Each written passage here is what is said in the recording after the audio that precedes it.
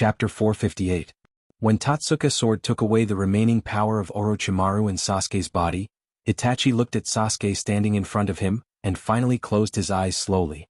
Although there were still tears of blood on his cheeks due to overuse of Sharingan, Itachi's expression at this moment was extraordinarily peaceful. It was like the heavy burden that he had been carrying for several years was lifted at this moment, and the sense of relaxation from the soul filled Itachi's face. Without the supply of power, Itachi's Susanoo also slowly dissipated. Wisps of chakra flame drifted out from Susanoo's body, and Itachi's originally high body also lost its power and began to slowly fall. Watching Itachi fall from mid-air, Sasuke hurried forward a few steps to catch Itachi's body. Spreading his arms, he hugged his brother, who he had been relying on since childhood, in his arms. Feeling his brother's body temperature passing a little bit, the three Tomo in Sasuke's eyes turned faster and faster. From childhood to adulthood, it was his brother who protected him. Later there was the bloody night of the Uchiha clan. Sasuke once thought that all the things he could rely on disappeared without a trace, and from then on he could only rely on himself. But after knowing the truth, Sasuke found that he was still protected by his brother. After eliminating Orochimaru and forming the Snake Squad, Sasuke just hoped that he could no longer rely on Itachi's protection as a child. Sasuke hoped that he could help his brother with something.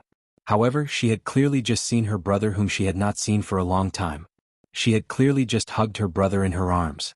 Clearly, she still had countless words that she wanted to tell her brother in her heart. However, her brother had left her just like that, preventing her from saying those words. In the end, am I still the child protected by my brother? No. I can't do this. I'm absolutely not willing to accept such an ending. I want to save my brother's life. There are so many magical ninjutsu and medical skills in this world. As long as I can find the right way, I will be able to resurrect my brother. He had to say everything that he wanted to say. Thinking of this, Sasuke grabbed his brother's hand and shook it hard. It seemed that he was determined to pull his brother back from the underworld. His eyes were full of determination. The masked man Hoodlum's figure appeared not far from Sasuke. The only Sharingan under the mask was staring at Sasuke's eyes. Obviously, the rotation speed of the three Tomo had reached the extreme, but there was still no sign of connecting. It seemed that Sasuke himself was resisting accepting his brother's death. This is really troublesome. The masked man Hoodlum took a few steps forward, wanting to go to Sasuke's side. But before he moved, Sasuke seemed to have noticed Hoodlum's existence. A pair of high-speed Sharingans stared at Hoodlum, who was wearing the Akatsuki uniform with black background and red clouds. What an amazing intuition. Hoodlum's heart was slightly surprised by Sasuke's intuition. After all, he was very confident that with his ability, even if it was a ninja like Watergate, as long as he didn't actively expose his aura, he wouldn't be discovered. But Sasuke was able to directly detect his presence. This wasn't something that a ninja's perception ability could do. Sasuke also quietly concealed his inner surprise, a pair of eyes staring at Hoodlum's figure.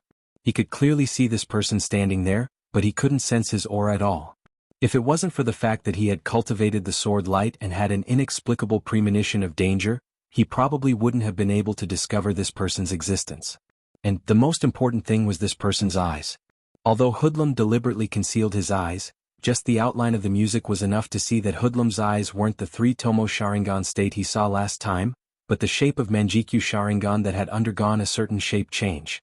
In the previous battle with Deidara, Sasuke also saw Hoodlum, but at that time Hoodlum almost didn't use any special abilities, and didn't show such a strange state of changing his aura into nothingness and Manjikyu Sharingan. You again? Slowly putting Itachi's body in his arms on the ground, Sasuke took out a signal flare from his arms and fired it into the sky.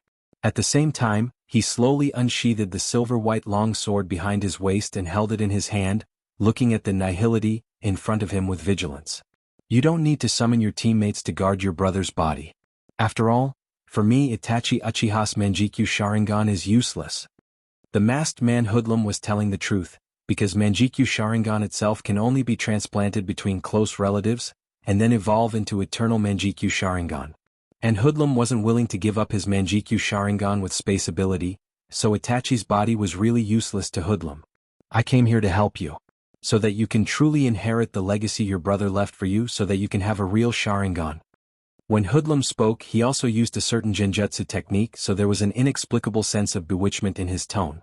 But no matter what kind of genjutsu it It was just a small trick for Sharingan. Looking at Hoodlum standing opposite him with a little contempt, Sasuke's eyes unconsciously had an indelible killing intent. I don't want to listen to such superfluous words and I don't need to listen to them. Since you're so secretive, it proves that you're not a good person. For someone like you who obviously has other thoughts, you can't get my trust. Just as Sasuke finished this sentence, the three members of the Snake Squad, Hanrin, Mizuki, and Libra Yugo also appeared beside Sasuke. When Shueisha, who was originally somewhat frivolous, saw Hoodlum's Red Cloud organization uniform, the smile on his face disappeared. Hey Sasuke, don't tell me we're going to fight Akatsuki again. Glancing at Hoodlum standing opposite him, Mizuki continued, although this guy looked like a coward last time, now it seems that he's not that simple. Chapter 459. When Red Lotus saw Hoodlum, she sensed that something was wrong with him, but her fighting spirit didn't diminish at all. Red crystals that looked like powder wrapped around Red Lotus' hands. No matter what happened, since he's standing on the opposite side of us, we'll just have to fight to the death. Shueisha, you are too cowardly. Although Red Lotus was a woman, she was very fond of fighting. Seeing Shueisha's timid and petty appearance, Red Lotus ridiculed her. Beside Red Lotus, Yugo, who was wearing brown linen clothes, looked at Shueisha. Although he didn't say anything, black runes slowly covered Yugo's body. Obviously he was ready to fight. Shueisha seemed to be very unconvinced. He gritted his teeth and looked at Hong Lian and Juwu. He said to them with a bit of displeasure, "Don't be so arrogant. Are the two of you so stupid that you didn't notice that this guy is completely different from before? That kind of dangerous aura can be said to be overwhelming. In such a situation you still want to fight with such a person who is hiding who knows how many trump cards?" After saying this, Suigetsu also looked at Sasuke, seemingly hoping that Sasuke, who had always been very calm, could say something to stop these two people's impulsive actions. However, Sasuke not only didn't open his mouth to persuade Red Lotus and Yugo to retreat, but instead he took a step forward with his long sword, and the battle chi on his body soared into the sky. Suigetsu looked at Sasuke's appearance and naturally knew that Sasuke had no intention of backing down. He could only press his head helplessly and said to his three teammates who had already lost their heads, "What do you want me to do?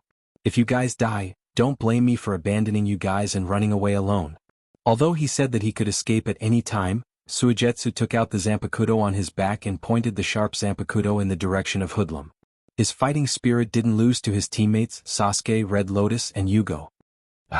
Looking at the state of the four people on Sasuke's side, Hoodlum seemed to be very impatient and shouted, "It's really troublesome. I'm not interested in fighting with you guys. Does no one believe the truth these days?" After saying that, Hoodlum took out a scroll that looked very old. On the cover of the scroll, there was a pattern of 3 Tomo Sharingan, and on the shaft of the scroll, there was a pattern of a round fan representing the Uchiha clan. Hoodlum casually threw the scroll at Sasuke's feet and continued to speak to Sasuke. "I can't help it if you don't believe me now, but I can assure you that I don't have any bad intentions. All I want is for you to live up to Itachi's last request. This scroll contains everything you need to know and how to find me. Once you've made up your mind, come and find me." After saying this, Hoodlum's figure was sucked into a vortex, leaving no trace behind. Obviously Hoodlum had left, but Sasuke still didn't relax. Until Hoodlum's figure disappeared for 3 minutes, Sasuke inserted the silver sword in his hand into the ground to support his body. Sasuke's face instantly became pale, as if he had consumed a lot of energy. Just now, when Itachi swept Sasuke's body with Totsuka's sword, although he successfully took away Orochimaru's fragments lurking in Sasuke's body, Orochimaru's residual power and Susanu's Totsuka sword went through a fierce battle in Sasuke's body. Sasuke's physical strength and chakra were greatly consumed. When he saw Hoodlum just now, Sasuke also forced himself not to show his weakness in front of Hoodlum. "Sasuke, are you okay?" Seeing Sasuke's obviously abnormal face, Yugo walked to Sasuke's side and stretched out his hand to support Sasuke. Sasuke's snake team is actually not that cohesive. Among the three, the most loyal to Sasuke is actually Yugo, who has always been silent and dull. Feeling the powerlessness in his body, Sasuke slowly shook his head and murmured softly in his mouth, "I'm sorry. I didn't want to use the power of Nangong-sensei, but it seems that I have to use the power of Nangong-sensei." Looking up, Sasuke said to Yugo, "Yugo, there is a red jade pendant in my ninja tool bag. Take it out and crush it." Although Yugo didn't understand why Sasuke asked him to do this, he still obeyed Sasuke's words and took out a jade pendant that looked as red as blood from Sasuke's ninja tool bag. He carved a long sword on the jade pendant, as well as a blood flower pattern. Yugo didn't carefully observe how beautiful this jade pendant, which seemed to be made of a special material, was, but he directly crushed the jade pendant. The jade pendant fragments seemed to emit an imperceptible energy fluctuation, and then Sasuke said to Red Lotus and Suigetsu, "Let's take a break here." Red Lotus and Suigetsu nodded and formed a triangular battle formation with Yugo to protect Sasuke. Not long after, Red Lotus's eyebrows were slightly wrinkled together, because in Red Lotus's perception, there were more than a dozen people with unknown auras rushing quickly towards the direction of the four of them. Red Lotus began to mobilize chakra in his body, and he was obviously ready to fight. But Sasuke pressed down Red Lotus's hands that were already on his chest to form a seal, and shook his head gently at Red Lotus. After a while, the auras that Red Lotus perceived had already reached Sasuke and others. After seeing the red jade pendant fragment in Yugo's hand, the Blood Cloak Pavilion disciples, who were wearing various costumes representing the 5 elements, also half-knelt on the ground and shouted very respectfully. A total of 17 disciples of the Blood Cloak Pavilion Ruijin Altar, Aoki Altar, Aquamarine Altar, Scarlet Flame Altar, and Thick Earth Altar have come to pay their respects. The blood-colored jade pendant that Sasuke asked Yugo to crush just now was the means given to Sasuke by Nangongja to summon the Blood Cloak Pavilion disciples. It must not be used unless it is a critical moment, because this jade pendant represents the highest order of Nangongja. As long as there is this jade pendant, the Blood Cloak Pavilion disciples can do anything. Chapter 460. In the headquarters of the Blood Cloak Pavilion, the leader of the Greenwood Altar, Old Man Aoki, was standing in front of a sickbed, looking at Itachi's lifeless body with a solemn expression. The Bloodrobe Pavilion's head order allowed anyone in Bloodrobe Pavilion to unconditionally carry out the orders of the holder, and it was the same for Aogi. After Sasuke met the 17 disciples of 5-element altar from Bloodrobe Pavilion, he ordered his brother Itachi Uchiha's body to be brought to Bloodrobe Pavilion's headquarters as soon as possible. After meeting Aogi Altar Lord Aogi, who was in charge of logistics in Bloodrobe Pavilion, Sasuke left and asked Aogi to do his best to save his brother's life. However, although Aogi was good at medicine, he didn't have the ability to reverse life and death. For Itachi Uchiha, who was already dead, Aogi also expressed his powerlessness. But Sasuke, who had fallen into a kind of paranoia, how could he listen to Aogi's words? He just blindly forced Aogi to do his best to save Itachi Uchiha. Aogi had no choice but to contact Nangongja, who was far away in Woodleaf Ninja Village, through Clearwater Altar's channel as soon as possible, hoping that his head could come and persuade the kid who held the head order. After receiving the news, Nangongja also explained some things, then immediately opened the teleportation formation and came to Bloodrobe Pavilion. After opening the door, Nangongja walked into the room where Itachi Uchiha's body was stored. After seeing Nangongja, Aogi also quickly saluted Nangongja. "Head. This subordinate is incompetent, there is really no way." Nangongja waved his hand, indicating that Aogi didn't need to say anything. After he understood the situation, he slowly walked to Sasuke's side, put his hand on Sasuke's shoulder and said to Sasuke, "Sasuke, it seems that you are very unwilling to accept this." Sasuke didn't answer Nangongja's words. He just raised his head and looked at Nangongja with a hopeful face, as if he hoped that Nangongja could tell him that there was a way to bring his brother back to life. Seeing Sasuke's sad and stubborn eyes, Nangongja slightly shook his head and said to Sasuke, "Haven't you accepted the reality? Your brother, my friend Itachi Uchiha, has left this world." Sasuke's words was like a hammer, Sasuke's heart, making Sasuke felt that his breathing hats. In his impression was sensei. I don't. Both of him and I Uchiha of him and I of us robe. It's too selfish of Itachi to leave this world like this. Facing Nangongja, Sasuke finally put down his heart slowly and said such words. Yes, Sasuke felt that his brother was a bit cunning. Obviously, Itachi was still facing so many difficulties and obstacles, but he still irresponsibly left this world after saying all the words of asking him to do. At this moment, Sasuke was actually very confused because when he was young, Sasuke had been chasing the back of his brother's genius. He only hoped that his father could praise him as much as he praised his brother. Later the Uchiha clan incident happened, and the culprit of the incident, his brother who he had been chasing, became his biggest enemy. In order to defeat his brother and get the truth, Sasuke tried his best. Even if he joined Orochimaru and gave up his companions, Sasuke had no regrets. But now, although he has been changing his role, Itachi Uchiha, who has always been his target, will never come back. At this moment, Sasuke's heart was full of confusion after losing his goal. That's why Sasuke refused to accept the fact that his brother was dead and wanted to find a way to bring his brother back to life. But now Nangongja ruthlessly tore off the last layer of Sasuke's deceit, and Sasuke finally said his true thoughts. Looking at Sasuke in front of him, Nangongja's heart was full of melancholy. How old is Sasuke this year? 15 or 16 years old. Although for a ninja this age is no longer young, but at this age there is still a desire to rely on a person's mentality. For Sasuke, presumably, Itachi is the existence he wants and is most willing to rely on. Sasuke, no one can accompany you to the end. Looking at Sasuke, Nangongja said to Sasuke with some serious words, "This world is a very cruel world and everyone's life is threatened in all kinds of ways. Maybe in your opinion your brother and even me are existences you can rely on. But we can only let you rely on us for a while, not for a lifetime. Your life is your life after all. I know, after losing your brother, you instantly felt that you lost a pillar you could rely on. I know that feeling of powerlessness, and I can make up a lot of excuses to make you feel that I have the ability to bring Itachi back to your side. But that would be letting down Itachi's painstaking efforts, and all of Itachi's efforts would be in vain. So, I don't want to comfort you, but I want you to see the truth clearly. Sadness is never solved by escaping. There is only one way to solve sadness, and that is, face it." After saying these words, Nangongja waved his hand and signaled the disciples of Blood Cloak Pavilion in the room and the 3 members of Sasuke's snake team to leave the room together, leaving some space for Sasuke and Itachi.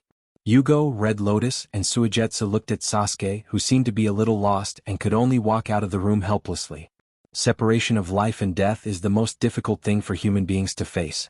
Such emotions, regardless of whether one is a ninja or a civilian, as long as there is still humanity, there is no way to completely eliminate such emotions. Sasuke seemed to notice that everyone walked out, and slowly moved his steps to Itachi's side. Looking at Itachi's face that still had a bit of relief, Sasuke's eyes slowly thawed, and drops of tears flowed from Sasuke's eyes. When was the last time he cried because of sadness? Sasuke didn't know, but Sasuke just wanted to cry wantonly now. Chapter 461. Drops of tears squeezed out from Sasuke's eyes, and tears continued to flow down Sasuke's cheeks, leaving a shallow tear stain. But Sasuke didn't cry out any sound. This wasn't because Sasuke could control his emotions, but because Sasuke couldn't control himself at all. The sadness and pain were choked in his throat, so tears seemed to be the only way for Sasuke to vent his inner feelings. Drops of tears kept flowing from Sasuke's eyes, across his cheeks and dripped to the ground. Sasuke didn't know how many tears he cried, but warm liquid never stopped flowing from his eyes. If someone could stand opposite Sasuke, it wouldn't be difficult to find that Sasuke's tears had unknowingly turned into blood tears, and bright red traces of blood were left on Sasuke's face. The 3 Tomo Sharingan, which had already shown signs of transforming into Manjikyu Sharingan, also rotated at a high speed at this moment, and gradually the 3 Tomo continued to expand and gradually connected together. The outline of a 6-pointed star appeared in Sasuke's eyes, and even the sadness couldn't cover the brilliance of this pair of Manjikyu Sharingan. Although Sasuke couldn't see what happened to his eyes, the sudden appearance of a powerful eye power completely different from the 3 Tomo Sharingan told Sasuke that his eyes had evolved again. Only by personally participating in the death of a loved one, can the cursed power be awakened? In Sasuke's view, if it wasn't to expel the remnants of Orochimaru's power from his body, his brother would never have lost his life like this. What's the difference between such a scene and killing his brother with his own hands? Perhaps he had cried enough, or perhaps he was tired of crying. Sasuke raised his sleeve and wiped his face, wiping the tears that were already all over his face. Sasuke took out the scroll that Hoodlum had thrown to him and gently opened it. Sasuke found that it was filled with dense patterns. If ordinary people saw such patterns, they would be dazzled and dizzy in less than 2 minutes. But Sasuke, who had just awakened his Manjikyu Sharingan, didn't close his Manjikyu Sharingan. These dense patterns slowly surged in Sasuke's eyes at this moment, forming a character. Sasuke carefully looked at the hidden text in the scroll, and for a moment he was fascinated. The patterns in this scroll were copied from the stone tablet in the ancestral hall of the Uchiha clan. The stone tablet recorded some mysteries about the Sharingan and some secrets of the ninja world. The origin of the Uchiha clan and the mystery of Manjikyu Sharingan were naturally also recorded in it. Sasuke looked at the scroll and whispered softly, "Eyes of loved one. Eternal Manjikyu, eternal Manjikyu." Sasuke finally understood what Hoodlum said about his brother's last legacy. By transplanting his brother's Manjikyu Sharingan, he can make his Manjikyu evolve again, Eternal Manjikyu Sharingan. He doesn't have to worry about his dojutsu drying up, and it may even give birth to a new power. After a short whisper, there was a long silence. Sasuke just quietly looked at the scroll in his hand that recorded all kinds of secrets, and his eyes passed over his brother from time to time. Outside the room where Sasuke was located, the 3 members of the Snake Squad and Nangongja were staring at the door, waiting for Sasuke to appear. The 3 members of the Snake Squad looked very nervous. After all, such a squad actually existed with Sasuke as the core. Once Sasuke couldn't accept the fact that his brother died, then such a squad naturally couldn't be talked about. For the 3 members of Sasuke's team, the Snake Squad was an important existence to achieve their respective goals. Once such a squad no longer exists, it also means that their goals will be difficult to achieve. Nangongja looked very calm. After all, Nangongja also watched Sasuke walk step by step to this extent. Nangongja also understood the confusion and pain that Sasuke experienced. Because of this, Nangongja was more aware of how strong Sasuke's heart was. There was no way to completely defeat Sasuke's suffering. For Sasuke, it was an opportunity to go further. Squeak! The door of the room where Sasuke was located gently opened, and Sasuke walked out with firm steps. Seeing Sasuke, the 3 members of the Snake Squad immediately greeted him. Although they were worried, no one spoke. Because Sasuke's eyes were staring at Nangongja at the moment. Obviously he had something to say. Slowly walking to Nangongja's side, Sasuke suddenly bowed to Nangongja, and his proud spine bent down at the moment. Nangong-sensei, thank you. If it weren't for you, I might have to do something that even I can't forgive myself because of the sadness and hatred in my heart. It was you who gave me the opportunity to let my brother leave this world with a smile. It was also you who gave my family a chance to save their lives. Although I hope that I can help you more, at this moment I can only say such a soft thank you to you.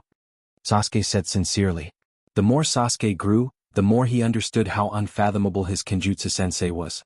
However, Nangongja's strength directly made Sasuke have no way to repay Nangongja. After all, what Sasuke could do, Nangongja could do even better. So Sasuke could only say such a soft thank you to Nangongja for telling him the truth and saving his parents' lives. Nangongja patted Sasuke's shoulder, just like how he treated Sasuke when he was a child, and said with a caring tone, "Don't be like this. Sensei helped you not only because you are my disciple, but I also gained a lot from it, so you don't have to take my motives too seriously. But I see that you have come out of the sadness of Itachi's departure, and it seems that you have redefined your goal, which makes me feel more gratified." Unlike the previous Sasuke who was full of hatred and paranoia, the current Sasuke's eyes were much clearer. Nangongja liked this look very much, so Nangongja's face also had a little smile. Chapter 462. Nangongji-sensei, I've decided to join Akatsuki. Not for any other reason, I just hope that my brother's work won't end in vain. Furthermore, it seems that I can only make greater progress if I go to that suspicious person's place. Sasuke said his decision to Nangongji-sensei. Sasuke, who has been following Orochimaru, has actually been exposed to a lot of information that is difficult for ordinary ninjas to access. Although it seems like a pool of stagnant water now, Sasuke naturally saw the hidden waves surging in the shinobi world. A catastrophe that can't be resisted by a single person is quietly brewing, and Akatsuki, as the core of the storm, is naturally the place to understand and even eliminate such a catastrophe. Nangongji-sensei took Sasuke's hand and led him step by step to the front of the Blood Cloth Pavilion's gate. Since it's something you've decided on, then go on bravely.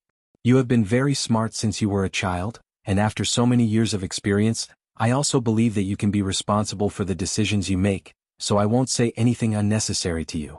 After all, I also hate nagging. You just need to remember that no matter when you need me or the Blood Cloth Pavilion's help, you must tell me. With that, Nangongji-sensei took out a carved red jade pendant from his arms and stuffed it in Sasuke's hand. It was the chief token that represented the Blood Cloth Pavilion's prestige. Looking at the precious chief token that was once again given to Sasuke by Nangongji-sensei, Aoki, who has been on the side, opened his eyes wide in disbelief. If it weren't for Sasuke's Uchiha clan bloodline and age, Aoki would have thought that Sasuke was likely to be Nangongji-sensei's illegitimate child. Otherwise, how could such a token be given to Sasuke again and again? Looking at the chief token that was given to him by Nangongji-sensei, Sasuke didn't refuse. Instead, he solemnly received the chief token in his hand. Sasuke was very clear that what he will face later is likely to be impossible to deal with alone, so accepting Nangonji-sensei's kindness is actually a matter of course, isn't it? When the three members of the Snake Squad saw Sasuke receive the chief token from Nangonji-sensei, they immediately felt relieved. After seeing the size of the Bloodcloth Pavilion and the strong in it, the three people were very clear how powerful the Bloodcloth Pavilion was. Such a token is no different from a life-saving means. Originally, they were worried that Sasuke wouldn't accept because of his pride, so after seeing Sasuke accept such a token, they also cast a grateful look at Nangonji-sensei. Patting Sasuke's shoulder, Nangonji said to Sasuke very freely, "Well, since you have already decided on the path you want to take, there is no need to hesitate. When you joined Orochimaru, I didn't stop you. This time I won't stop you either. Work hard and achieve your goal." Hearing Nangonji-sensei's words, Sasuke didn't have any pretentious expression. After nodding to Nangonji-sensei, he walked out of the Bloodcloth Pavilion's gate with his teammates and took firm and powerful steps towards the deep forest. Seeing Sasuke's figure disappear, Nangonji-sensei finally turned his head and said to Old Man Aoki, who had been standing behind him and obviously had something to say. "Alter Leader Aoki, what do you want to say to me now?" Nangonji knew that Old Man Aoki, a veteran of the Bloodcloak Pavilion, must have some grudges in his heart when he saw him giving the Bloodcloak Pavilion chief token to Sasuke again and again. So he didn't hide anything and asked Old Man Aoki. After all, Old Man Aoki has been with Nangonji-sensei for a long time, so he naturally has some understanding of Nangonji-sensei's character. Although Nangonji-sensei's mind is very flexible, most of the time he still hates the way of speaking in a roundabout way, so Old Man Aoki naturally said what he wanted to say. "Leader, I really don't understand why you helped this kid from the Uchiha clan again and again. The reputation of the Uchiha clan in the ninja world is obvious to all, that is, a group of fickle and greedy wolves, there is no possibility of feeding them. And although this kid's aptitude is good, it's only good. Although he could be called a prodigy among his peers in the Blood Clothing Pavilion, that was all there was to it. You invested so much in him, I really don't think it's worth it." Listening to Old Man Aoki's words, Nangonji-sensei also nodded his head from time to time. Because what Old Man Aoki said is indeed true, there are countless geniuses in this world, and it's easy for them to grow up after getting the right training. Sasuke is not so unique after all, Nangonji-sensei's efforts are really not enough to make ends meet. "Alter Leader Aoki, I understand what you mean, but I don't regret such a decision. Sasuke can be regarded as a child that I have seen since he was a child. For a cultivator, talent, hard work, and opportunities are all indispensable factors for growth. But I see the trace of destiny in Sasuke. I always have a hunch. Sasuke may be the next Uchiha Madara of the Uchiha clan, or even an existence that surpasses Uchiha Madara. This hunch comes without a reason, but it makes me extremely convinced. Now it seems that I have paid a lot, but in fact, most of it is insignificant. Our Blood Garment Pavilion and myself didn't suffer too many losses. Using such a small amount of resources in exchange for the friendship of a possible future super expert is actually worth it. If my hunch is true, our Bloodcloth Pavilion will naturally make a lot of money. If my premonition is not true, then just treat it as me, the head disciple, being obsessed for a moment and making a small foolish move." Nangonji-sensei's words have already reached this point. Even Old Man Aoki had nothing more to say. Thinking about it carefully, even if Sasuke really misused the chief token, what kind of consequences will it lead to? At worst, they will just sacrifice a few disciples of the Bloodcloth Pavilion. If they really want to drag the Bloodcloth Pavilion into the undercurrent of the ninja world, it's useless to rely on a chief token that has more symbolic meaning than practical significance. As for whether Nangonji-sensei can do well in his position as the chief of the Bloodcloth Pavilion, hasn't it been enough to prove it over the years? Chapter 463. After leaving the Bloodcloak Pavilion, Sasuke took his three teammates to the address recorded in the scroll given to him by Hoodlum. During the journey, Sasuke also explained his plan to his three teammates. After all, Akatsuki is not a gathering place of good men and women, and the danger involved in it is self-evident. After Orochimaru escaped from Akatsuki, he could only hide from Akatsuki's pursuit. I know that what I do is very dangerous, and I also know that each of you chose to follow me for your own reasons. For my wish, you put your life on the balance. Such a thing is not what I expect. So now I'm giving you a chance. If you don't want to take risks with me, you can leave now. Seeing that his group was about to reach the meeting place indicated by Hoodlum, Sasuke suddenly stopped his footsteps and looked at his three teammates who had been following him silently all the way. If it was before under Orochimaru's command, such a question would never exist. Sasuke would only use all means to force his three teammates to take risks with him. But now, Sasuke's mentality has changed quietly. Human life seems to have some value in Sasuke's eyes that can't be ignored. Sasuke's question also stunned Hanrin, Suigetsu, and Yugo. Watching his two companions fall into silence, Suigetsu touched the huge Zanpakuto on his back with his hand. His eyes seemed to have some reminiscence as he said to Sasuke, "Oh? I didn't expect that the two bravest members in our team would actually shrink back this time." With a sarcastic smile, Suigetsu's eyes swept over Hanrin and Yugo. "I actually don't like troublesome things. Things like joining a dangerous place like Akatsuki. If it's a normal time, I will definitely refuse without hesitation. But if you ask me now, am I willing to join Akatsuki with you, I will tell you with certainty that I am willing. My brother has been a genius since he was a child. Everyone I know since I was a child would praise my brother in front of me without hesitation. He skillfully used the 7 secret swords of the mist-hidden village to complete a difficult task. Such a brother is simply the most dazzling sun in the sky. I once thought that I would be stung by my brother's brilliance in my life, but who would have thought that such a dazzling brother would die so quietly? After being caught by Orochimaru, I felt very confused. I thought that I might only be locked in a narrow cultivation tank and become Orochimaru's plaything." At this point, Shueiyue's face revealed a very rare expression of powerlessness. It was a sharp contrast to her usual cheerful appearance. So even the seemingly happy and lively Shueiyue could actually show such an expression? But soon, Suigetsu regained his usual smiling appearance. After reaching out and pointing in the direction of Sasuke, Suigetsu continued. "It's you, Uchiha Sasuke, who rescued me from that kind of predicament. It allowed me to obtain the great beheading blade and allowed me to find the path after that. So, no matter what kind of danger we will encounter, I, Suigetsu, will accompany you to the end. We agreed to collect all the 7 swords of the mist-hidden village. You can't just turn a blind eye to the shark face in the Akatsuki." After listening to Suigetsu's words, Sasuke didn't know what kind of expression to make in response to Suigetsu's trust and following. After all, he had a lot of selfish motives when he recruited them. Sasuke could only nod with a pale face, signaling Suigetsu to stand behind him. Suigetsu didn't seem to care. After all, everyone knew Sasuke's character. After listening to Suigetsu's words, Red Lotus also tidied up his hair and said to Sasuke, "Suigetsu, this guy is still so talkative. Such a simple thing, he has to say so much. Since I have decided to be your teammate, how can I give up so easily? No matter what kind of danger he will encounter, I am not afraid. In other words, the more dangerous it is, the happier I feel." Red Lotus looked a little excited, as if she had already imagined the appearance of fighting with countless strong people. That kind of happy mood and rushing out of the room was engraved on Red Lotus's heroic face. Like Suigetsu, Red Lotus also slowly stood behind Sasuke. Sasuke, Red Lotus, and Suigetsu all put their eyes on Yugo, who was still standing in the same place. Yugo scratched his head slightly and seemed to be a little embarrassed and said to Sasuke and the others, "I'm sorry. I'm a very slow person who can't express his feelings. You all said so much, I don't know what to say. But you are people who make me feel like companions.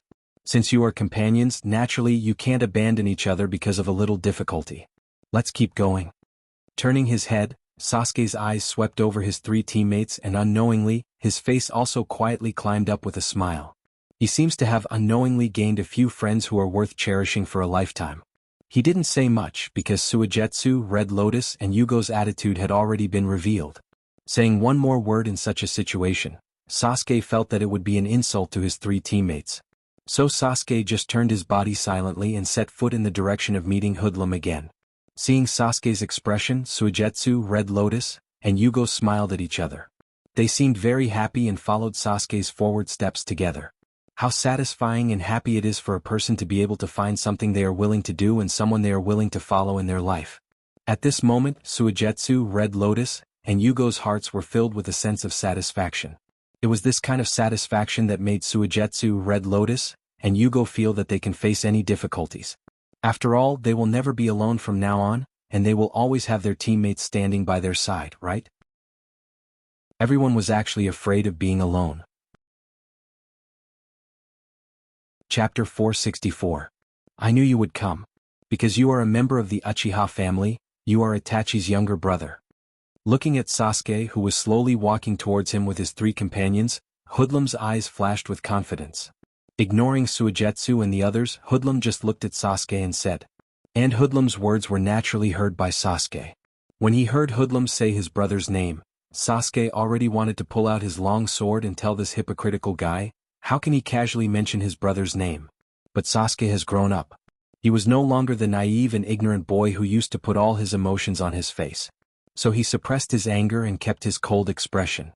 Sasuke said to Hoodlum, Brother Hoodlum, I'm here and I agree to your conditions. The so-called conditions were actually very simple. Hoodlum hoped that Sasuke could replace his brother Itachi Uchiha's position and become a member of Akatsuki. After all, Sharingan has a unique advantage in dealing with Bijou. The loss of Itachi has actually hindered Akatsuki's recovery of Bijou. But Hoodlum, who also has Manjikyu Sharingan, can't appear so openly to collect Bijou. Pain, who has Rinnegan, also has to stabilize Akatsuki's situation, so Sasuke, who also has Manjikyu Sharingan, naturally became the best candidate to recruit into Akatsuki. And the Manjikyu Sharingan left by the dead Itachi can push Sasuke's Manjikyu Sharingan to the height of eternal Manjikyu Sharingan.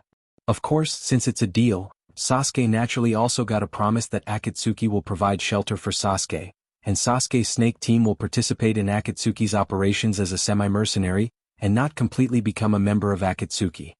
So, Itachi's eyes, Hoodlum's eyes had a bit of light and his meaning was self-evident. Hoodlum obviously hoped that Sasuke could use Itachi's legacy, as soon as possible and turn his eyes into eternal Manjikyu Sharingan. Only with enough strength can he complete Akatsuki's tasks more efficiently, right? After hearing Hoodlum's words, Sasuke's originally suppressed anger finally burned uncontrollably.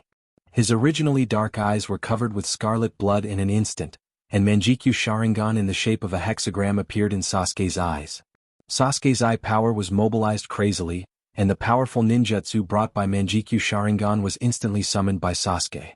Although it was only in the form of a skeleton and not a complete body, the aura that seemed to come from ancient times rushed straight toward Hoodlum. Sasuke Susanoo raised his arm, and the virtual armament Heavenly Hemp Ancient Bow appeared on Susanoo's arm. Under Sasuke's control, Susanoo pulled the bowstring of Heavenly Hemp Ancient Bow with one hand, and the dark Amaterasu flame turned into a black arrow, and the burning arrowhead pointed straight at Hoodlum. Only I can decide these things. Remember the relationship between you and me, you have no right to order me, and no right to dispose of my brother's body. In the face of Sasuke's almost naked threat, Hoodlum not only didn't get angry but he also laughed. This is what I want. Hoodlum's heart was very clear that Itachi was a taboo for Sasuke, and being mentioned by anyone may arouse Sasuke's anger. But after seeing Sasuke, Hoodlum intentionally or unintentionally mentioned Itachi Uchiha's name, with the purpose of testing Sasuke's reaction. At the beginning, Sasuke's calm appearance actually made Hoodlum's heart very uncalm, because such a calm attitude was not what Hoodlum wanted to see.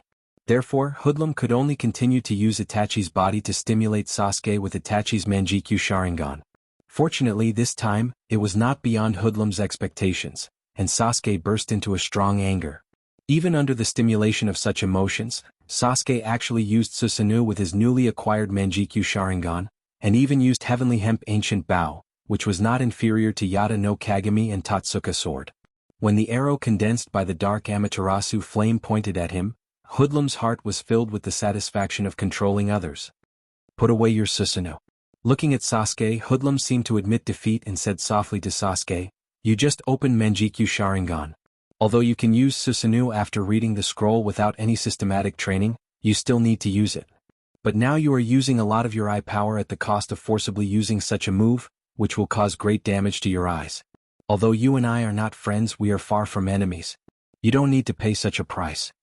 Hoodlum also stretched out his hand and pointed at Sasuke's eyes. Because using Susanoo at this moment caused a certain degree of burden on his eyes, Sasuke's eyes were bleeding. After hearing Hoodlum's words, Sasuke seemed to stabilize his emotions. He closed his eyes and turned his Manjikyu Sharingan into the original dark color, and the huge Susanoo summoned by Sasuke slowly disappeared without a trace. Hoodlum opened his hand, and a space vortex appeared in Hoodlum's hand, and 4 uniforms representing Akatsuki's black background and red clouds also appeared in Hoodlum's hand. Slowly walking to Sasuke's side, Hoodlum handed the 4 uniforms in his hand to Sasuke, and said to Sasuke, although you belong to the nature of mercenaries after all, you represent our Akatsuki, so you still have to wear these uniforms. Presumably you still have Itachi Uchiha's ring. That ring has a lot of functions and it will also be a tool for us to give you tasks. From today on, Uchiha Sasuke, you will be Akatsuki's new Suzaku. Listening to Hoodlum's words, Sasuke also took out the ring with the word Suzaku written on it, which he took off from Itachi's finger before leaving.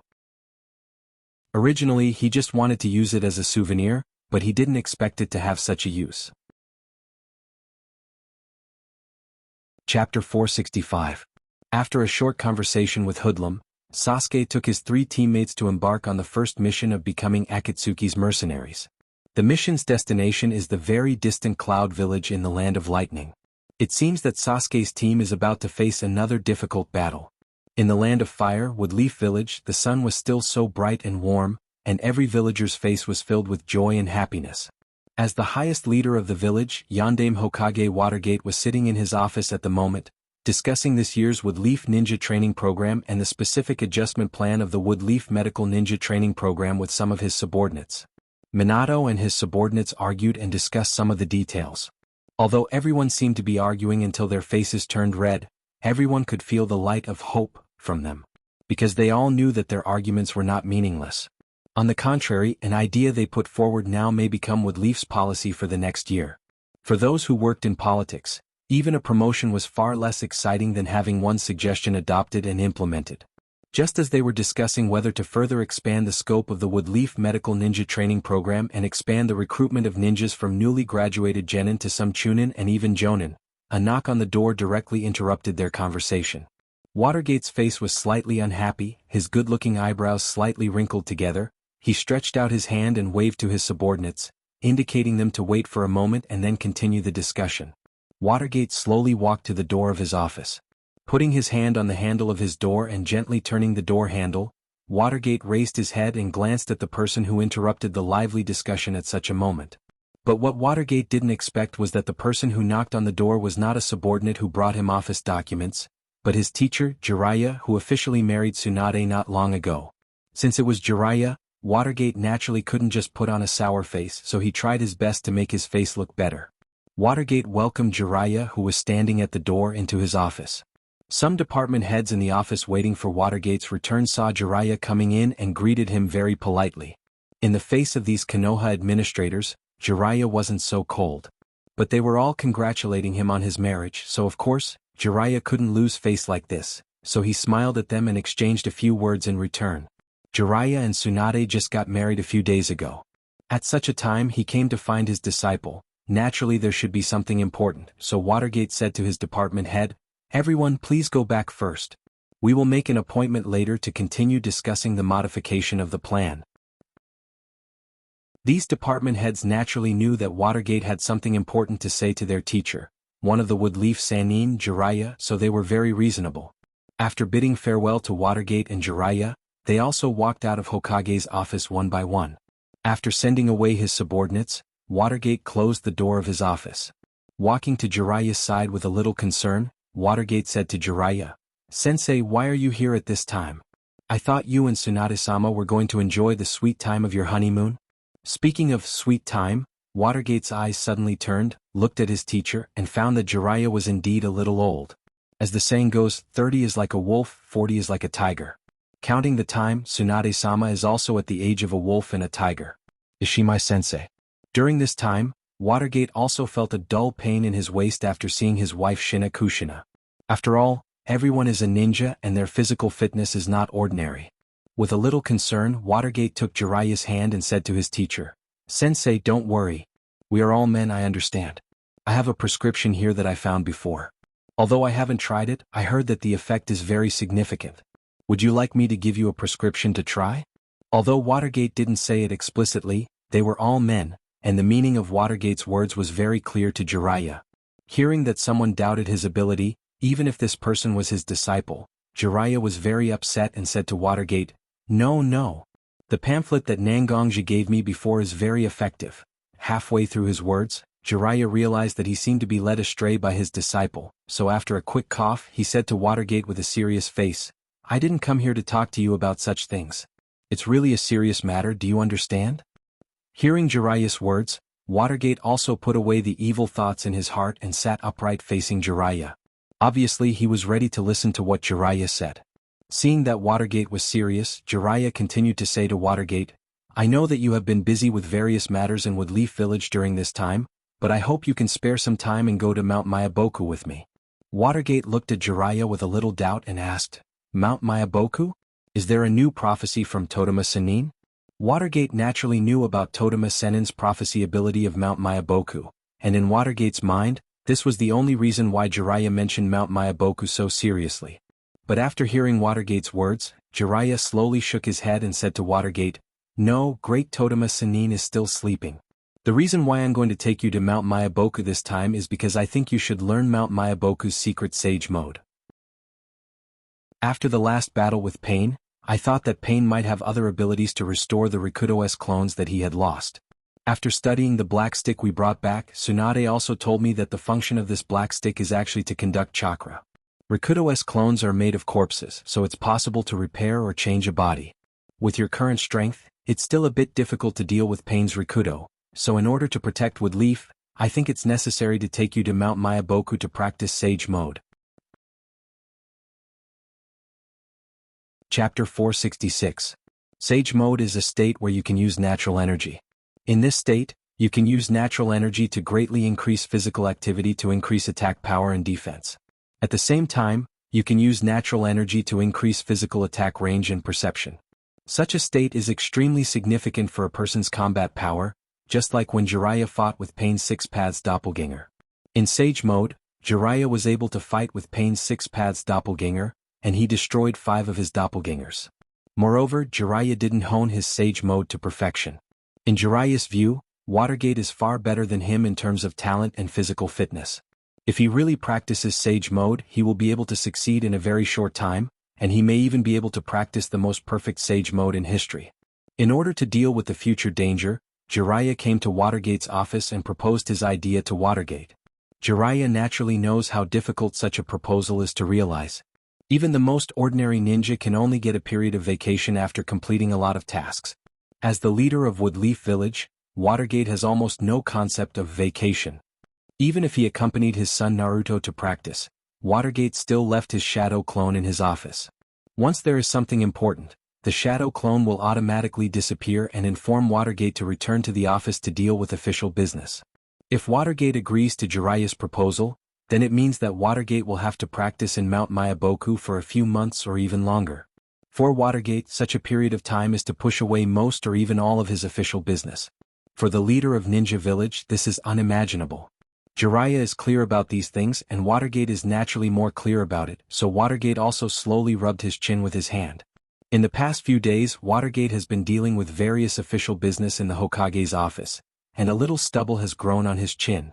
The roughness brought by the stubble didn't make Watergate feel uncomfortable. Instead, it made Watergate feel calmer. After weighing the pros and cons in his heart again and again, Watergate seemed to be very entangled whether he should go to Mount Mayaboku with Jiraiya or not.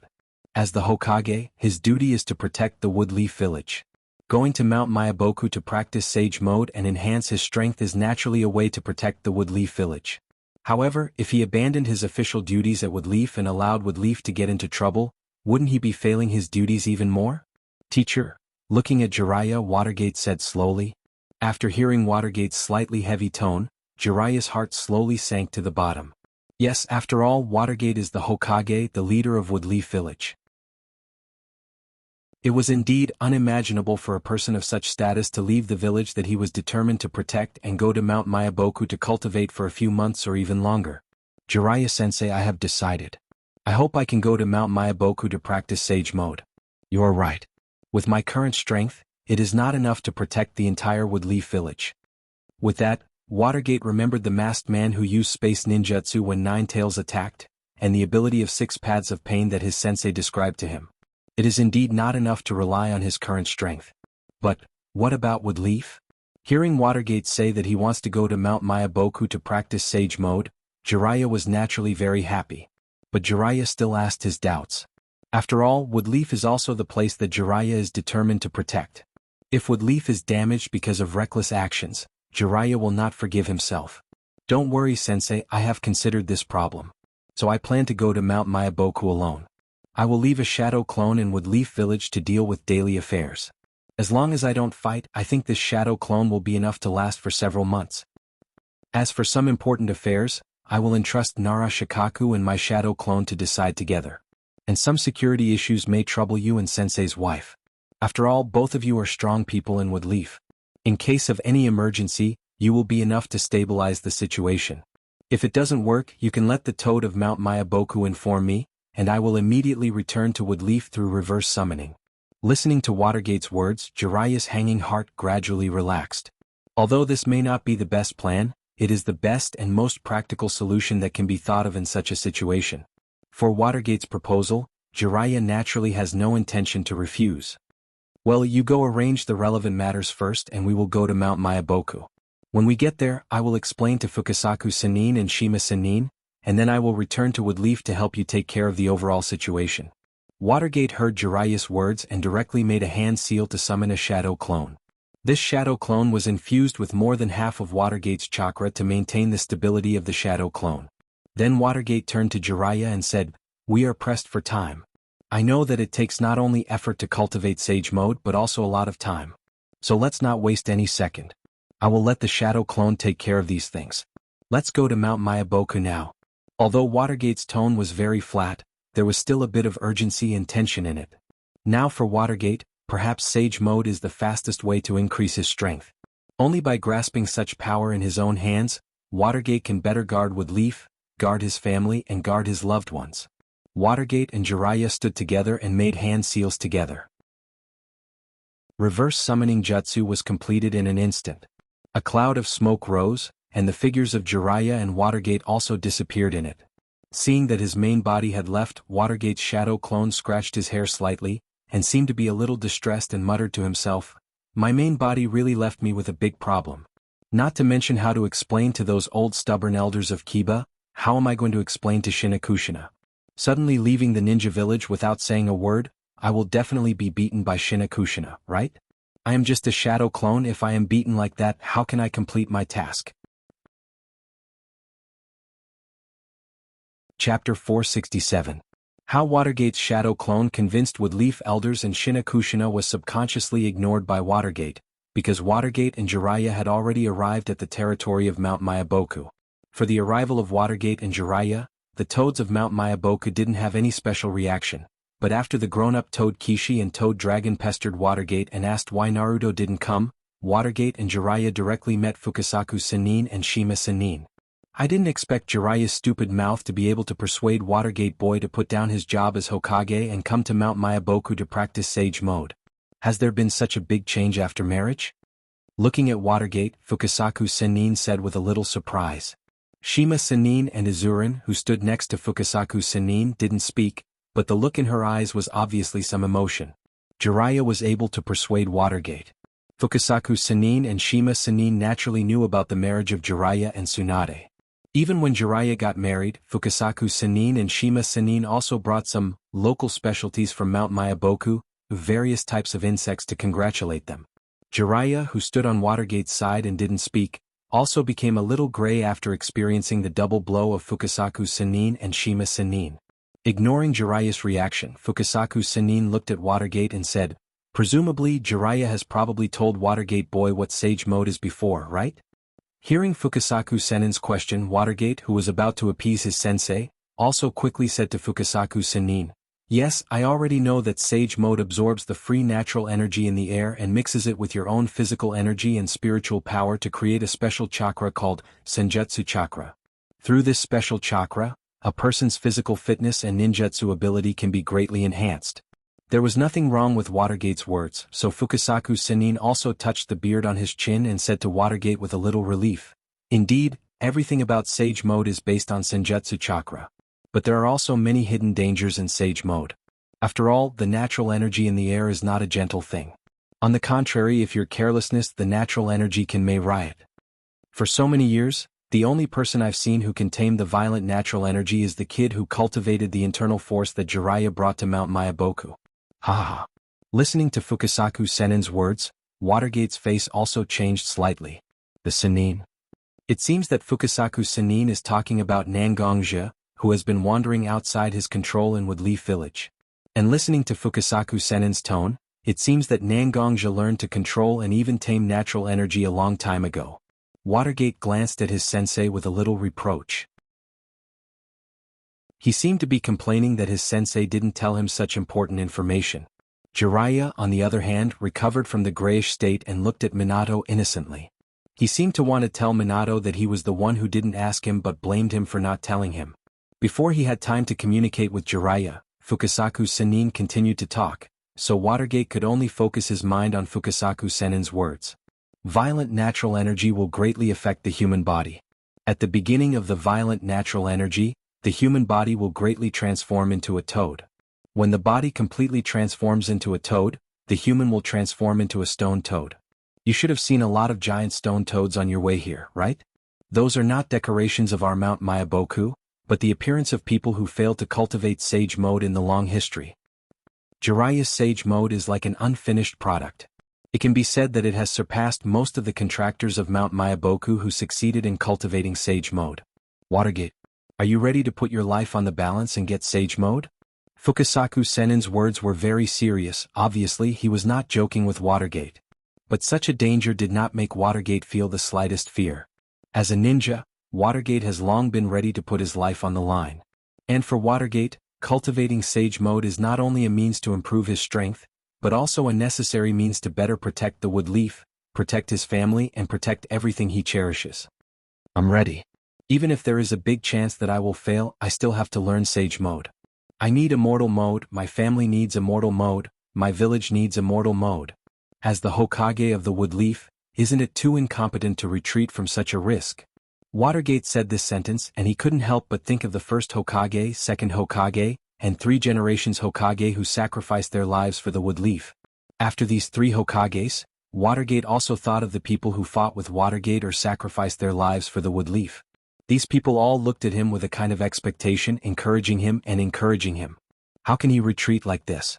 His firm eyes were also seen by Fukasaku Senin and Shima Senin. Watergate's eyes were not filled with ambition or a blind pursuit of power, but with the persistence of responsibility and the cherishing of cherished things. Only people with such beliefs are the most likely to succeed in cultivating sage mode. In this case, Fukasaku Senin and Shima Senin had no more questions, because Watergate's eyes were already the best answer. Taking Watergate to the edge of the pool where the toad oil was flowing, Fukasaku Senin put the toad oil on Watergate's forehead, and the sage mode cultivation officially began.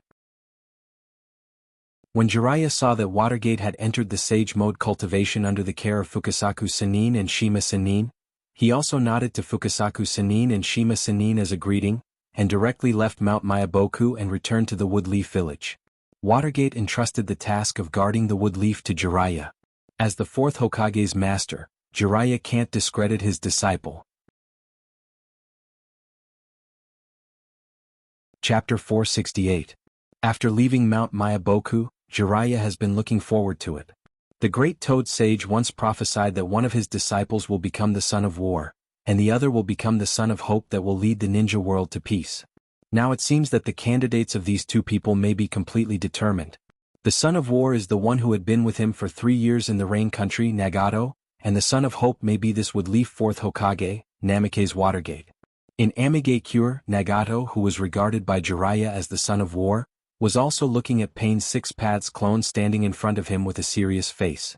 After the last battle with his sensei, Jiraiya, 5 of his 6 Paths clone were directly damaged, and almost all of them were damaged to varying degrees except for Jigakudo. After emergency repair during this period of time, except for Chikishodo, which was attacked by Jiraiya's Senjutsu Katan, which was completely destroyed, the other 6 Paths clone were repaired. But at this moment, Nagato didn't have the mind to check the state of his 6 Paths clone after the repair. Instead, he frowned as if thinking about something. During the time when he was concentrating on repairing his 6 Paths clone, Conan also brought him some of the latest developments in the ninja world from time to time, as well as the movements of the masked man Hoodlum who claimed to be Uchiha Madara. When he heard that Itachi Uchiha died, Uchiha Sasuke joined the Akatsuki as a mercenary, and was sent to capture the Hachibi column force of Kumo Shinobu village. Nagato's heart was filled with anger. This guy was really too excessive. Akatsuki organization was his own organization and not Hoodlum's organization. casually sending his own members to their deaths and unscrupulously giving orders to the members of his organization. In the end, who gave Hoodlum this kind of authority? As the leader of an organization, the most unacceptable thing is to have someone challenge his position, even if this person is the one who led him step by step out of the Akatsuki's weak predicament. I heard that you were looking for me? In Nagato's room, a space vortex suddenly formed, and Hoodlum's figure slowly walked out of it. Of course, Hoodlum wasn't the only one who walked out. There was also a strange person whose face was wrapped in a huge pitcher plant. His face was half black and half white. Seeing Zetsu and Hoodlum appear together, Nagato wasn't surprised. After all, Hoodlum was the one who brought Zetsu to the organization. Although Zetsu's ability was very good and very useful for the organization, Nagato never regarded him as his confidant. Weren't Hoodlum and Hoodlum the same kind of people? That's right. I was indeed looking for you mainly because I wanted to ask you a question. Nagato's tone was cold, but Hoodlum and Zetsu didn't seem to notice it. Hoodlum grinned and said to Nagato, "Oh? Our Akatsuki's god unexpectedly has a question to consult me. This really makes me flattered. Please tell me, I will answer you one by one." Obviously, these words were very gentlemanly, but when they came out of Hoodlum's mouth, they sounded full of sarcasm. Obviously, he called Nagato as God, but in his words, he regarded himself as the one who dominated the so-called God. Hearing Hoodlum's words, Nagato's originally cold face slowly faded, and a soft laughter came out of his mouth. He suddenly raised his head and stared at Hoodlum's mask with his Rinnegan full of circles and said, "What I want to ask is actually a very simple question. Is this Akatsuki organization mine, or is it Hoodlum's organization?" When Nagato shouted such a sentence, the Six Paths doppelgangers standing beside Nagato immediately moved, firmly surrounding Hoodlum and Zetsu. Pairs of ruthless and indifferent eyes swept past every vital point of Hoodlum and Hoodlum's body. It seemed that as long as Nagato willed it, the Six Paths doppelgangers would rush up and fight Hoodlum and Zetsu without fear of death. Hoodlum and Zetsu didn't care about the Six Path clones. What really made Hoodlum and Zetsu feel the danger was the skinny Nagato in front of them. As an outer path, Nagato was actually more dangerous than the Six Path clones. Obviously, Hoodlum was ready to fight, but he didn't look nervous at all. On the contrary, he was still so playful and still so calm. "Nagato, what you said is wrong. During this time, you have been repairing your Six Path clones. Although you can still get some necessary information, the situation of the Akatsuki isn't that simple. However, the situation in the shinobi world isn't something that can be explained with just a few pieces of information. Naturally, I can't disturb your progress in repairing the Six Paths clone, so I can only follow the strategy we made before. Now that you have recovered your strength, it's naturally not my turn to give orders. My leader, I don't know what your next plan is." Nagato's eyes were still coldly looking at Hoodlum standing in front of him. Looking at Hoodlum pretending to be a clown, Nagato's eyes flashed with killing intent. But soon his killing intent was forcibly suppressed by Nagato, because after Akatsuki's members died one after another, Akatsuki's high-end combat power was actually a bit lacking. If Zetsu and Hoodlum were left here, Akatsuki would only have himself, Konan, and Kisame. Even if Sasuke and Snake Squad were counted as mercenaries, it would be far from enough to complete his plan. Hoodlum was actually using the general trend and his obsession to complete the plan to create a kind of coercion, a coercion that he had to tolerate. Slowly waving his hand to let Six Path clones retreat, Nagato glanced at Hoodlum with his Rinnegan, and said with a slightly cold tone, "Since you have sent Uchiha and Sasuke to capture Hachibi, then I will go to the Woodleaf to meet Nine Tails' column force. If everything goes well, I think our plan will be completed soon." Hearing that Nagato was going to the Woodleaf, Hoodlum also slowly took a step forward and said to Nagato, "The Woodleaf is different from other places, it's not so easy to invade. Now there are 4 Kage-level powerhouses in the Woodleaf: Watergate, Jiraiya, Tsunade, and Nangongja. We must not underestimate them. Let me and Konan accompany you to capture Nine Tails' column force." Chapter 469. "Yon, guys, you suddenly appeared. Hurry up and retreat, I'll let you go." Oyang. Looking at Sasuke and the other 3 members of the Snake team who suddenly appeared in front of him, Killer Bee looked at Sasuke's group of 4 vigilantly. Although he said that as long as Sasuke's group retreated, he would let them go, but as a ninja, Killer Bee was still instinctively ready to fight. Before coming here to intercept Killer Bee, Sasuke's group also did some homework on Killer Bee's temperament. Although they knew that Killer Bee usually spoke with a sense of rap, when they really faced Killer Bee, they could really understand how noisy and unpleasant Killer Bee's rap was. Retreat? Of course we will retreat, but we will take you with us. Suigetsu looked at Killer Bee, his eyes full of determination, but there was still some worry in Suigetsu's eyes. Although Suigetsu thinks that the strength of his group is very strong, his enemy is also not a weak guy. This is Hachibi Column Force, ranked second among the nine-tailed beasts. And according to the information collected during this time, it is not difficult to know that Killer Bee is a ninja who can perfectly control his power as Hachibi Column Force. Such a person is not so easy to deal with, is he? After hearing Shueiyue's words, Killer Bee's expression turned solemn. Although Killer Bee didn't know these ninjas who suddenly appeared on the road to intercept him, the uniforms on their bodies were enough to make Killer Bee serious. You know, another Hachibi Column Force of Kumo Shinobu Village, Nibi Column Force Yujito Nibi, was forcibly abducted by Akatsuki not long ago, and her life and death are still unknown. Judging from all the information collected, Akatsuki is working hard to collect bijou, so Yujito Nibi is naturally in danger. Although the tailed beast inside Yukito's body is only Nibi, but its strength is also quite good, such a ninja was captured by Akatsuki's people without any resistance. It is enough to see how difficult Akatsuki's people are. Moreover, he is Hachibi Column Force. As long as Akatsuki is not confused, they will definitely send more powerful forces to surround him. Yo, you bastards, you idiots. I just came out for a walk, but I accidentally had to fight. Although I don't like it very much, I will do my best. Open your eyes carefully and look at my light. Oh Yang. Since the other party was ready to fight, Killer Bee did not hesitate at all. He immediately made up his mind to open up a path of blood. From the moment he was surrounded, Killer Bee has been carefully observing the four ninjas opposite him. And Hachibi in Killer Bee's body is also constantly perceiving the foundation of the enemy opposite him through his ability. Although he doesn't know what ability these enemies have, chakra, which is obviously different from ordinary people, has already told Killer Bee and Hachibi that the four people opposite him all have Kekkei Genkai. In the ninja world, although there are strong and weak Kekkei Genkai, ninjas who can cultivate to Jonin or even more powerful level must be people who have mastered the power in their body. Even if their Kekkei Genkai is very weak, under the continuous accumulation of combat awareness and combat experience, no matter how weak and useless their Kekkei Genkai is, they can't ignore it. Otherwise they will definitely suffer a big loss. This is one of the experiences that Killer Bee has obtained after almost completely experiencing the Third Ninja World War and completing countless difficult tasks. The moment they saw Killer Bee pull out his sword, Yugo and Kuroto also acted. Yugo's body was instantly covered with black runes, and the natural energy that filled the natural world constantly poured into Yugo's body. The violent killing intent instantly filled Yugo's spiritual world. His originally dull face has become ferocious at this moment, and a cold and uncomfortable aura slowly rose from Yugo's body.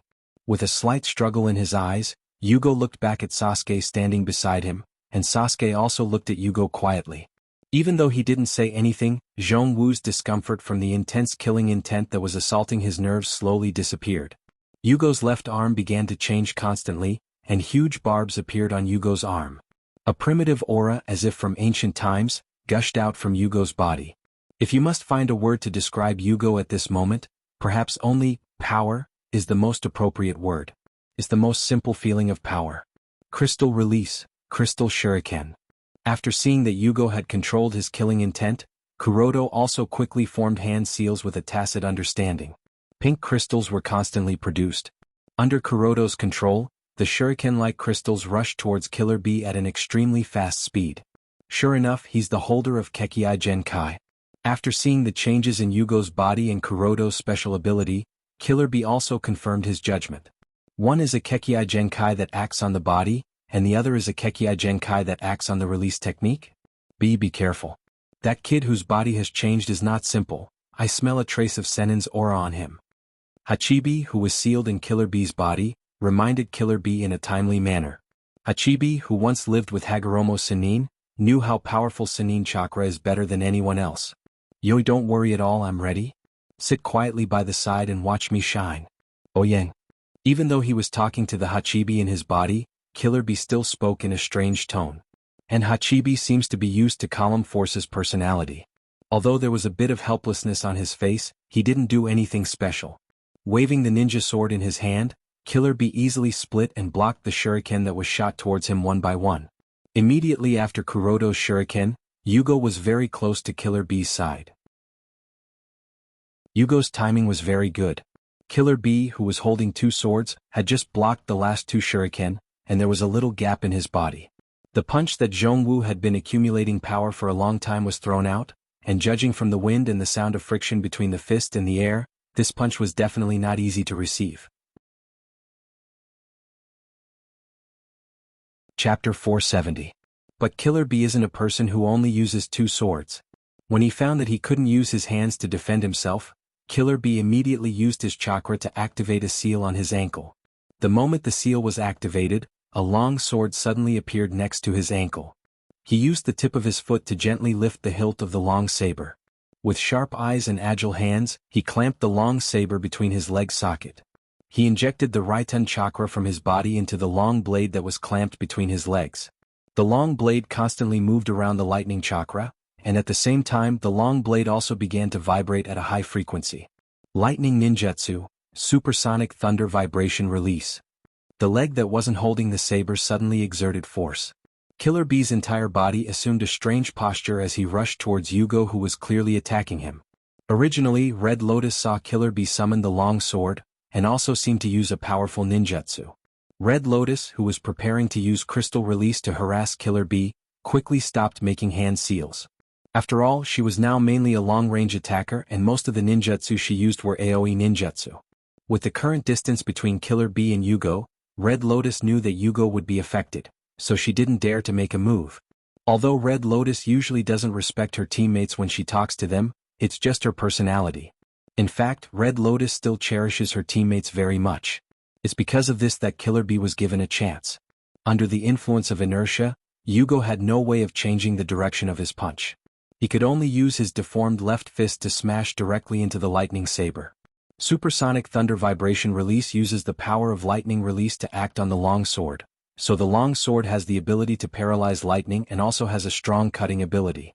However, because Killer Bee used the blade of his long sword to block Yugo's punch, it played a certain defensive role. The lightning on the long sword invaded Yugo's body the moment it touched him. Because the amount of lightning was too large, it directly began to destroy the muscle tissue and tendons of Yugo's left arm, so Yugo couldn't increase the power of his fist by releasing more chakra. The huge power that originally carried by the fist was constantly reduced under the high-frequency vibration of the long sword, and the power that really affected the long sword in Killer Bee's body has been greatly reduced. Perceiving that Yugo's body has gradually adapted to the paralysis caused by the lightning, Killer Bee directly raised his leg and threw the long sword in the air, then he bit the handle of the sword with his mouth, and used his leg to kick Yugo's body fiercely, directly pulling away from Yugo. Releasing lightning release chakra from his leg socket actually has a certain degree of pressure on Killer Bee's mind and body. Just like now, after Killer Bee stood still, his left leg, which was originally holding the long sword, trembled slightly. Just when Killer Bee was about to adjust his state and launch another attack, a thick fog was quietly produced. Water release, mist concealment technique. The place where Sasuke's team intercepted Killer Bee was relatively near a relatively high mountain, so there was a little fog due to the high altitude. Under the combined effect of the natural fog and the fog produced after the use of mist concealment technique, the mist concealment technique used by Suigetsu became more difficult to see through. After Killer Bee noticed that he was shrouded in the mist concealment technique, he also took out all his 7 long swords very cautiously. There were 2 long swords under his armpit and arm socket respectively, a long sword in his mouth, a long sword in his abdomen, and a long sword in his leg socket. Obviously, Killer Bee also became more cautious after experiencing the attack of Red Lotus and Yugo. Although he was wearing sunglasses, his constantly turning head clearly showed Killer Bee's serious attitude. Suigetsu's brother, Hozuki Mangetsu, was not only the user of the double sword of the Mist 7 swords, but also the user of the other 6 swords. Although Hozuki Mangetsu was dead, he left some of his methods of using the remaining 6 swords, so he also mentioned the method of using the broken sword, Zanpakuto. Suigetsu's figure has quietly appeared behind Killer Bee, the Zanpakuto was raised high, and was about to slash down on Killer Bee, but Killer Bee still didn't notice. Suigetsu's face slowly showed a smile, but Sasuke, who stood aside and didn't participate in the battle, began to slowly mobilize chakra in his body. Sasuke had seen Zabuza, the original Zanpakuto wielder, use silent assassination jutsu, so it was very easy to discover the shortcomings of Suigetsu's slightly shoddy assassination jutsu. For Killer Bee Hachibi column force, Sasuke was still full of vigilance, so Sasuke mobilized his chakra at this moment to save Suigetsu if something went wrong.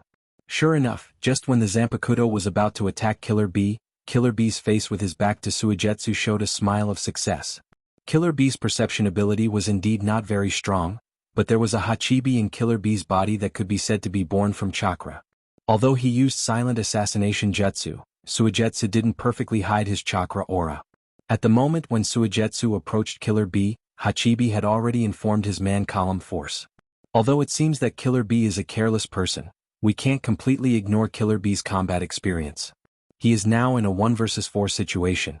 As long as the other party is ready to start fighting with him, then the probability of Killer Bee's defeat is still very high. Therefore for Killer Bee there are only 2 choices.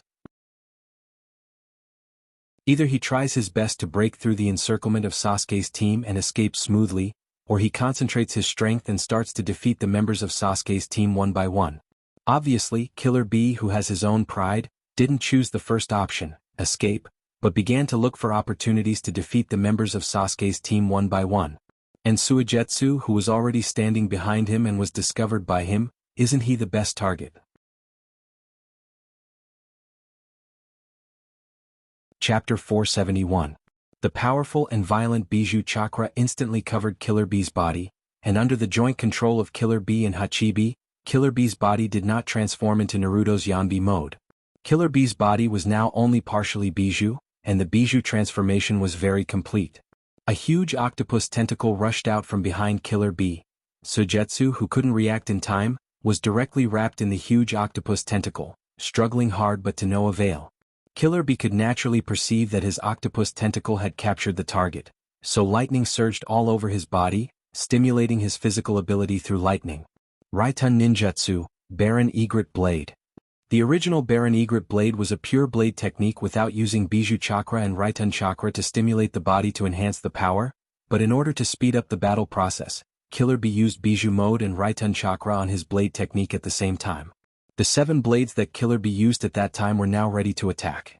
After a slight accumulation of power, the 7 blades on Killer Bee's body moved at the same time. Without removing the huge octopus tentacle wrapped around Suigetsu, the blade light directly slashed on the octopus tentacle, but there was no stagnation after being hindered at all. The huge octopus tentacle condensed by Hachibi's Bijou Chakra was so fragile under Killer Bee's blade light. After a dozen or 20 slashes, Shueyu, who had been trapped in the octopus tentacles and seemed to be unable to move, suddenly turned into a pool of water and escaped through the gaps of the octopus tentacles. What Suigetsu used was the Kekkei Genkai of Hozuki clan. Seeing that Suigetsu had escaped from the bondage, Sasuke not only did not stop the chakra in his body, but also quickly printed. A ninjutsu was quickly completed in Sasuke's hand, and he held his hand in front of his mouth. Katan, Dragon Fire Jutsu.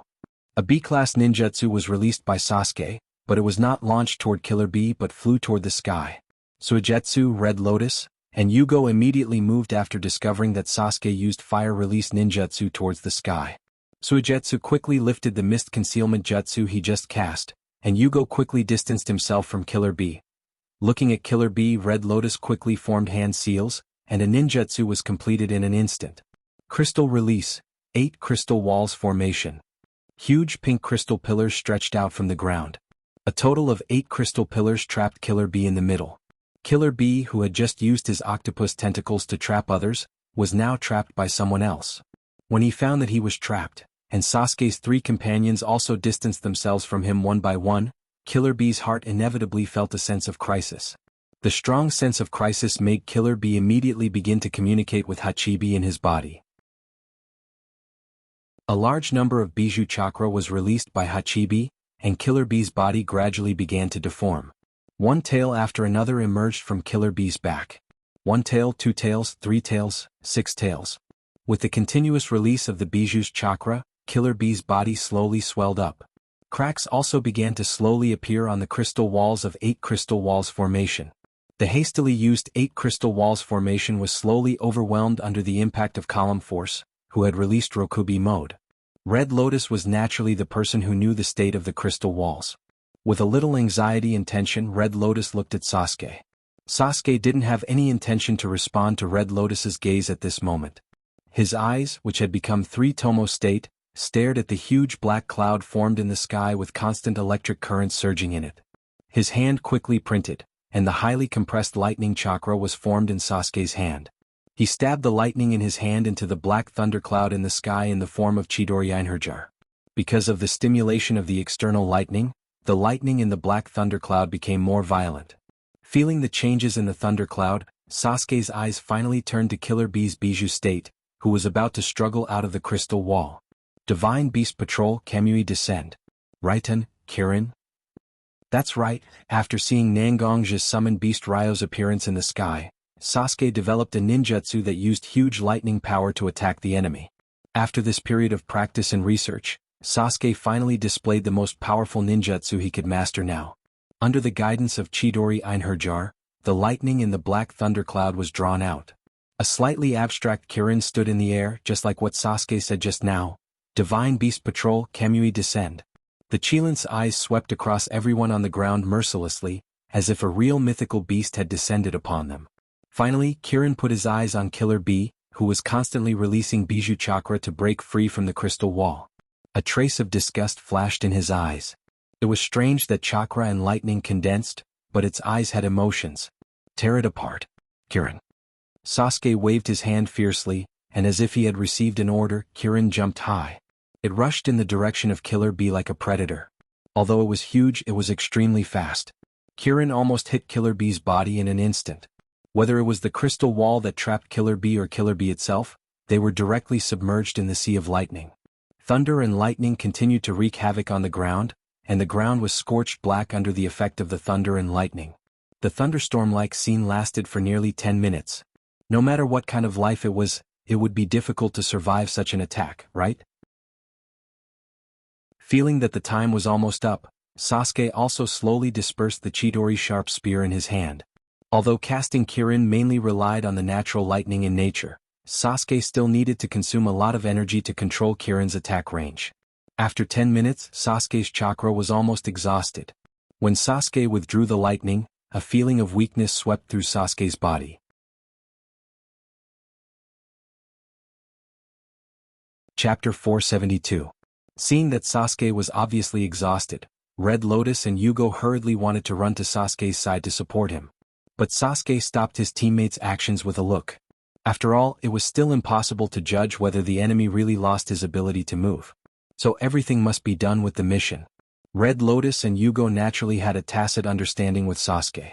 They knew that Sasuke didn't want to be supported, so they had to slowly advance in the direction of Killer Bee with Suigetsu in a triangular state. All three of them maintained a vigilant state. After all, Column Force was different from ordinary ninja.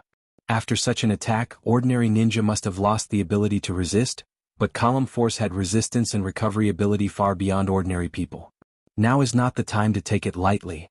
Slowly approaching the position where Killer Bee was standing, Suigetsu, Yugo, and Red Lotus movements also became slower and slower.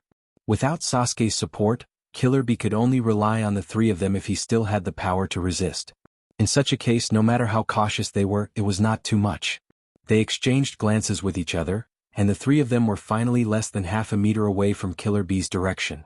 Killer Bee's current state looked extremely miserable. There were many traces of being burned by lightning on his dark skin. Because of the Bijou transformation, Killer Bee's skin also showed an extremely strange dark red color. Water release, water iron cannon, second ding. Suigetsu pinched his hand into a gun shape, and a small group of water iron cannon was condensing on his two index fingers. Feeling that the water pressure had reached a certain limit, Suigetsu controlled the small water iron cannon at his fingertips to shoot at Killer Bee's body. Just after the water iron cannon at his fingertips was shot out, two more water iron cannon condensed between Suigetsu's fingers. Almost continuously, Shueiwa had already shot out 6 water iron cannons. 2 hit Killer Bee's shoulder, 2 hit Killer Bee's crotch, and 2 hit Killer Bee's knee. The water iron cannon became extremely penetrating due to Suigetsu's accumulation, and it almost instantly penetrated Killer Bee's body on the ground. Looking at his two teammates, Water Moon nodded, indicating that his teammate Killer Bee has lost the ability to resist. So Red Lotus's hand began to form hand seals, and a half-sealing technique and half-ninjutsu was quickly completed. In order to increase the power and hardness of the ninjutsu she cast, Kuroto used almost 3 times the amount of chakra she would normally use to cast such ninjutsu. Crystal Escape, Red fruit, change. It was originally a ninjutsu used for self-defense, but under the deliberate control of Red Lotus, it became a ninjutsu with internal defense far stronger than external defense. Killer Bee's body was firmly sealed in the pink crystal. Yugo took out a sealing scroll that he had prepared beforehand.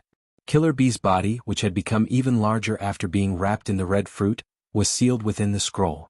After finishing all the operations, Red Lotus, Yugo, and Suigetsu finally came to Sasuke, who was almost sitting on the ground. Although they didn't say anything, the concern in their eyes was so obvious. Mission completed. It's time for us to go back. Using the long sword in his hand as a support point, Sasuke stood up with a little difficulty. Looking at the scroll in Yugo's hand, Sasuke nodded and issued his order.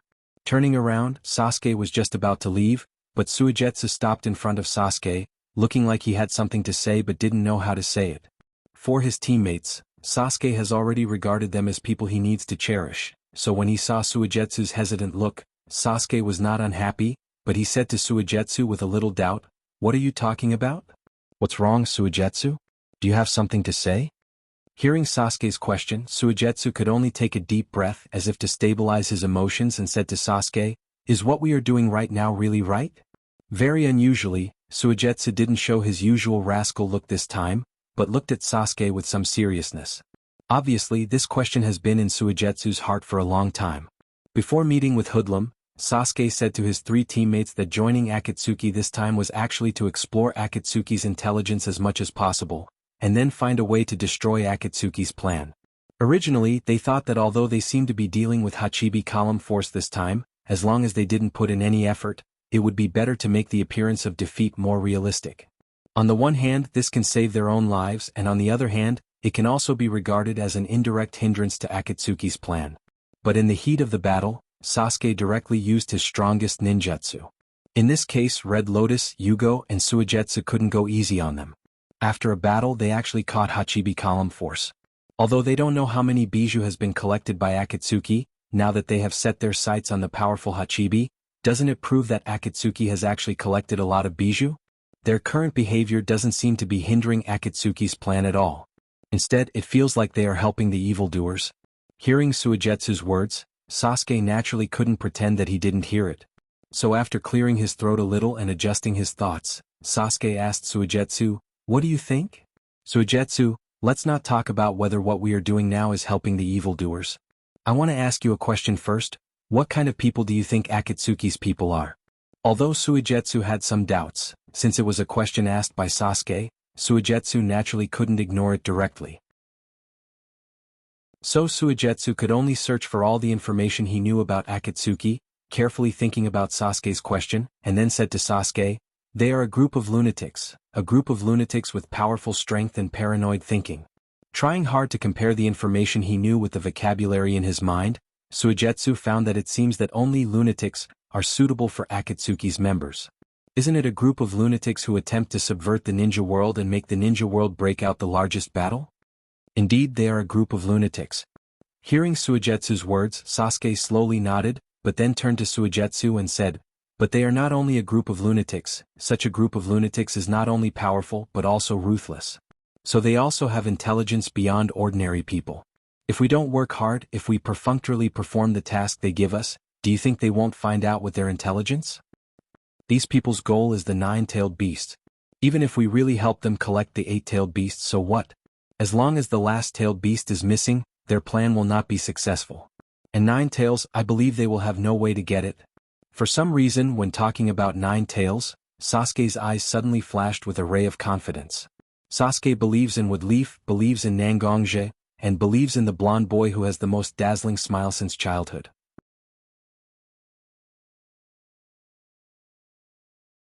Chapter 473.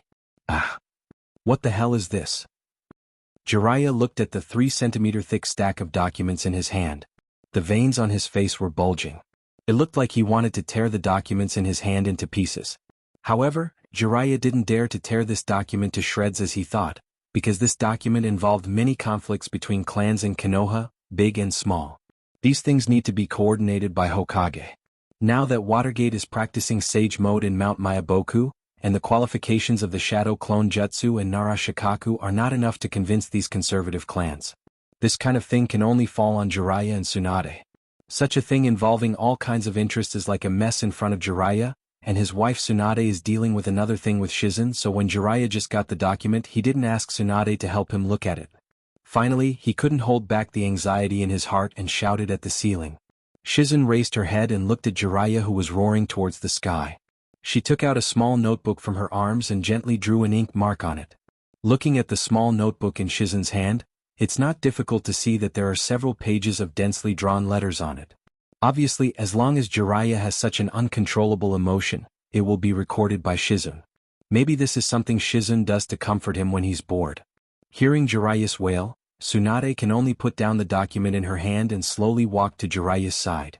She skillfully took the document in Jiraiya's hand, used a pen in her hand to slightly organize the information inside from time to time, and then returned the document in her hand to Jiraiya. Tsunade has watched her two grandfathers deal with public affairs since she was a child, and when she grew up she would occasionally help her teacher, 3 generations Hokage, deal with some less important public affairs. Tsunade was actually very clear about the process. Although dealing with the affairs of Woodleaf Village like this was a little more difficult for Tsunade, it was still within her ability. I really admire Watergate. He can deal with such bullshit things one by one patiently. Shaking the document in his hand, Jiraiya said to Tsunade with a little admiration. After hearing Jiraiya's sigh, Tsunade also nodded. Indeed, being the Hokage is not only an honor but also an important duty. Woodleaf Village needs the Hokage's help to solve all the big and small matters, so in fact after becoming the Hokage, it is no different from contributing everything to the Woodleaf Village. If you don't really sit in the position of Hokage, you can't understand how heavy the responsibility of such a title is. Speaking of this, Tsunade couldn't help but think of her grandfather who died young, her second grandfather who died in the war, and her teacher. These people are worthy of the respect of every Woodleaf ninja and civilians. In order to maintain the current stability of Woodleaf, there are countless people, whether in the light or in the dark, sacrificing their blood and their lives.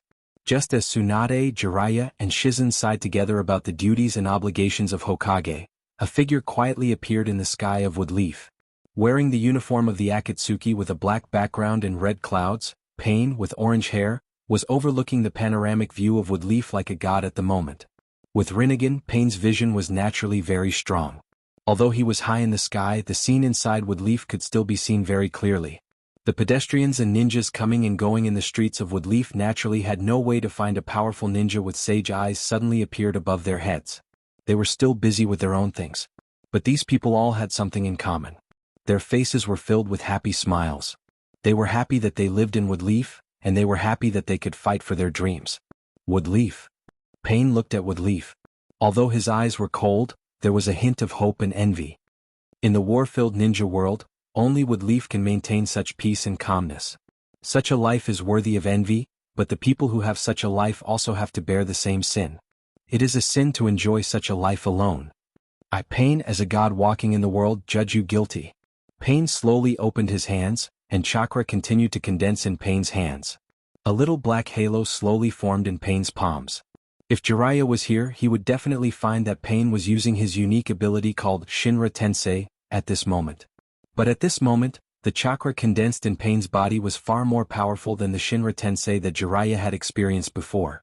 Now, the large number of chakra condensed in Pain's hands has proved that this Shinra Tensei will have far more power than before.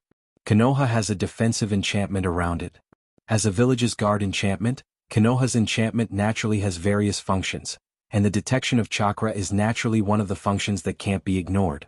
When Pain was suspended in the sky because the amount of chakra used was very small, it was difficult to detect. But when Pain began to gather power for his Shinra Tensei, Woodleaf's barrier squad immediately discovered the abnormality in the sky above the Woodleaf. According to the barrier squad's rules, such a powerful source of chakra suddenly appeared near the Woodleaf must be directly transmitted to the Hokage's office unconditionally. So when Tsunade, Jiraiya, and Shizen had been dealing with official business, an Umbu directly under Watergate appeared directly in the Hokage's office. Reporting to several lords, a huge energy source appeared above the Woodleaf. The barrier squad requests to immediately send Summon Beast and Ninja to investigate. Hearing the words of the Umbu, Jiraiya also immediately focused on detecting the huge energy source in the mouth of the Umbu. The familiar aura of chakra directly made Jiraiya fall into a sluggish state, and Jiraiya could only murmur, "He is here." Chapter 474. This familiar chakra was so familiar to Jiraiya. This chakra belonged to his disciple, son of war, Uzumaki Nagato or Pain Rikudo. The moment he felt this chakra, Jiraiya's face was gloomy. Jiraiya, who had always been very frivolous, suddenly showed such a serious look. Whether it was Tsunade or Shizun, they couldn't help but be serious. Being able to make Jiraiya so serious, didn't it prove that the person who was detected was a very bad guy? Jiraiya. Who is he? Tsunade walked to Jiraiya's side and put her hand on Jiraiya's shoulder. She seemed to want Jiraiya to explain a little for her. But Jiraiya knew that now was not the time to explain to his wife one by one. He just took a step forward and stood in front of the Umbu who delivered the information for him. "Umbu of Hokage, listen to my order." Jiraiya suddenly ordered the Umbu. No, it should be the Umbu of Hokage. Speaking of which, this was actually a bit excessive for Jiraiya's identity, but now was not the time to care about such things. Obviously, the Umbu was also affected by Jiraiya's serious face. He bowed his head very respectfully and said seriously to Jiraiya, "Umbu of Hokage, listen to my order." After a little hesitation, Jiraiya finally gave the order. From now on, Woodleaf Village will enter the highest level of combat readiness. All the ninjas and Umbu in Konoha now began to act, guiding the civilians in Konoha and the children in the ninja school. Do everything possible to guide them all to a safe place and preserve the fire for Woodleaf Village. Our enemy this time is unusual. It is likely to be a full-scale invasion by the Akatsuki. So I hope the Umbu will do their best to guard the Nine Tails, Column Force and Uzumaki Naruto. No, Tsunade, I hope you can guard Uzumaki Naruto directly. In case of any emergency, directly take Uzumaki Naruto away from Woodleaf through reverse summoning and go to Shikatsu Forest to seek the protection of Katsuyu. When they heard the term highest level of combat readiness from Jiraiya's mouth, Hokage's Umbu, who was kneeling beside Jiraiya, and Tsunade, who was standing beside Jiraiya, also became serious. Only Shizun, who had been traveling with Tsunade all year round, was a little confused, but now was not the time to answer Shizun's questions. The highest level of combat readiness means that Woodleaf Village has faced with the threat of direct extermination. Everyone can only choose to fight to the death and fight to keep the fire of Woodleaf. When she heard Jiraiya's order to protect Uzumaki Naruto, Tsunade knew that Jiraiya was ready to face the upcoming enemy by herself. After years of fighting together, Tsunade has understood Jiraiya's character. Making such a decision proves that Jiraiya is ready to fight to the death. But as a ninja from Woodleaf Village, Tsunade's love for Woodleaf is not inferior to anyone, so even if she was reluctant to leave Tsunade, she still didn't say anything to refuse. After confirming all the orders from Jiraiya, the Umbu directly disappeared from Hokage's office. Apparently he went to convey Jiraiya's orders. After all, Woodleaf Ninja Village is an organization responsible for war.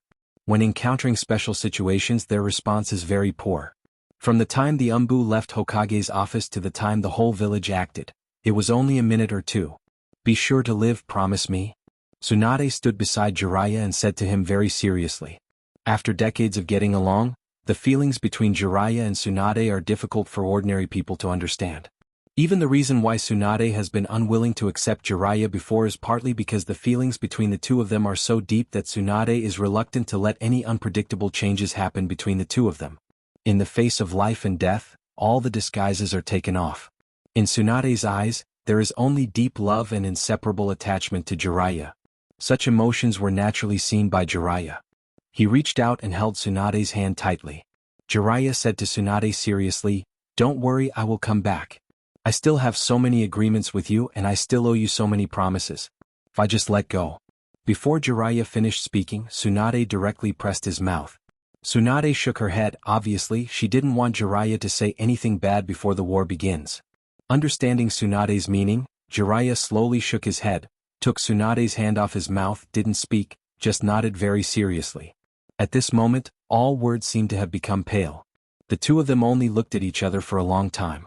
Finally, Jiraiya forced himself out of this atmosphere and said to Tsunade very seriously, "The goal of Akatsuki is the Bijou, so you must protect Shina Kushina and Naruto. Now that Watergate is training in Mount Mayaboku, the responsibility of protecting Shina Kushina and Naruto falls on us." Remember what I said, if something goes wrong, you must take Naruto and Shinakushina to the Shikatsu forest. Woodleaf being destroyed is not as serious as Naruto being kidnapped. Although Jiraiya wasn't so clear about Akatsuki's specific plan, when he fought with Pain before, from Pain's words, Jiraiya naturally analyzed that Akatsuki wanted to gather all 9 Bijou and use them as a weapon to threaten the whole world. This situation is definitely more unacceptable to Jiraiya than Woodleaf being destroyed. I understand. I'll go now. Tsunade opened the window of Hokage's office, jumped out of the window and rushed to Watergate's house. Shizune naturally heard the order Jiraiya just issued to Umbu and followed Tsunade's footsteps out of Hokage's office, but she didn't go to Watergate's house. Instead, she went to Kiba Hospital to prepare to follow the medical ninjas of Kiba Hospital. Looking at the empty Hokage's office, Jiraiya bit his tongue and quickly used summoning jutsu to summon Fukasaku Sannin to his side. Fukasaku Sannin was suddenly summoned by Jiraiya, and he didn't know why, but Fukasaku Sannin, who has chakra Sannin, naturally has extremely powerful perception. The huge and familiar chakra above the woodleaf was naturally easily detected by Fukasaku Sannin. Little Jiraiya, it seems that our last action was a bit useless.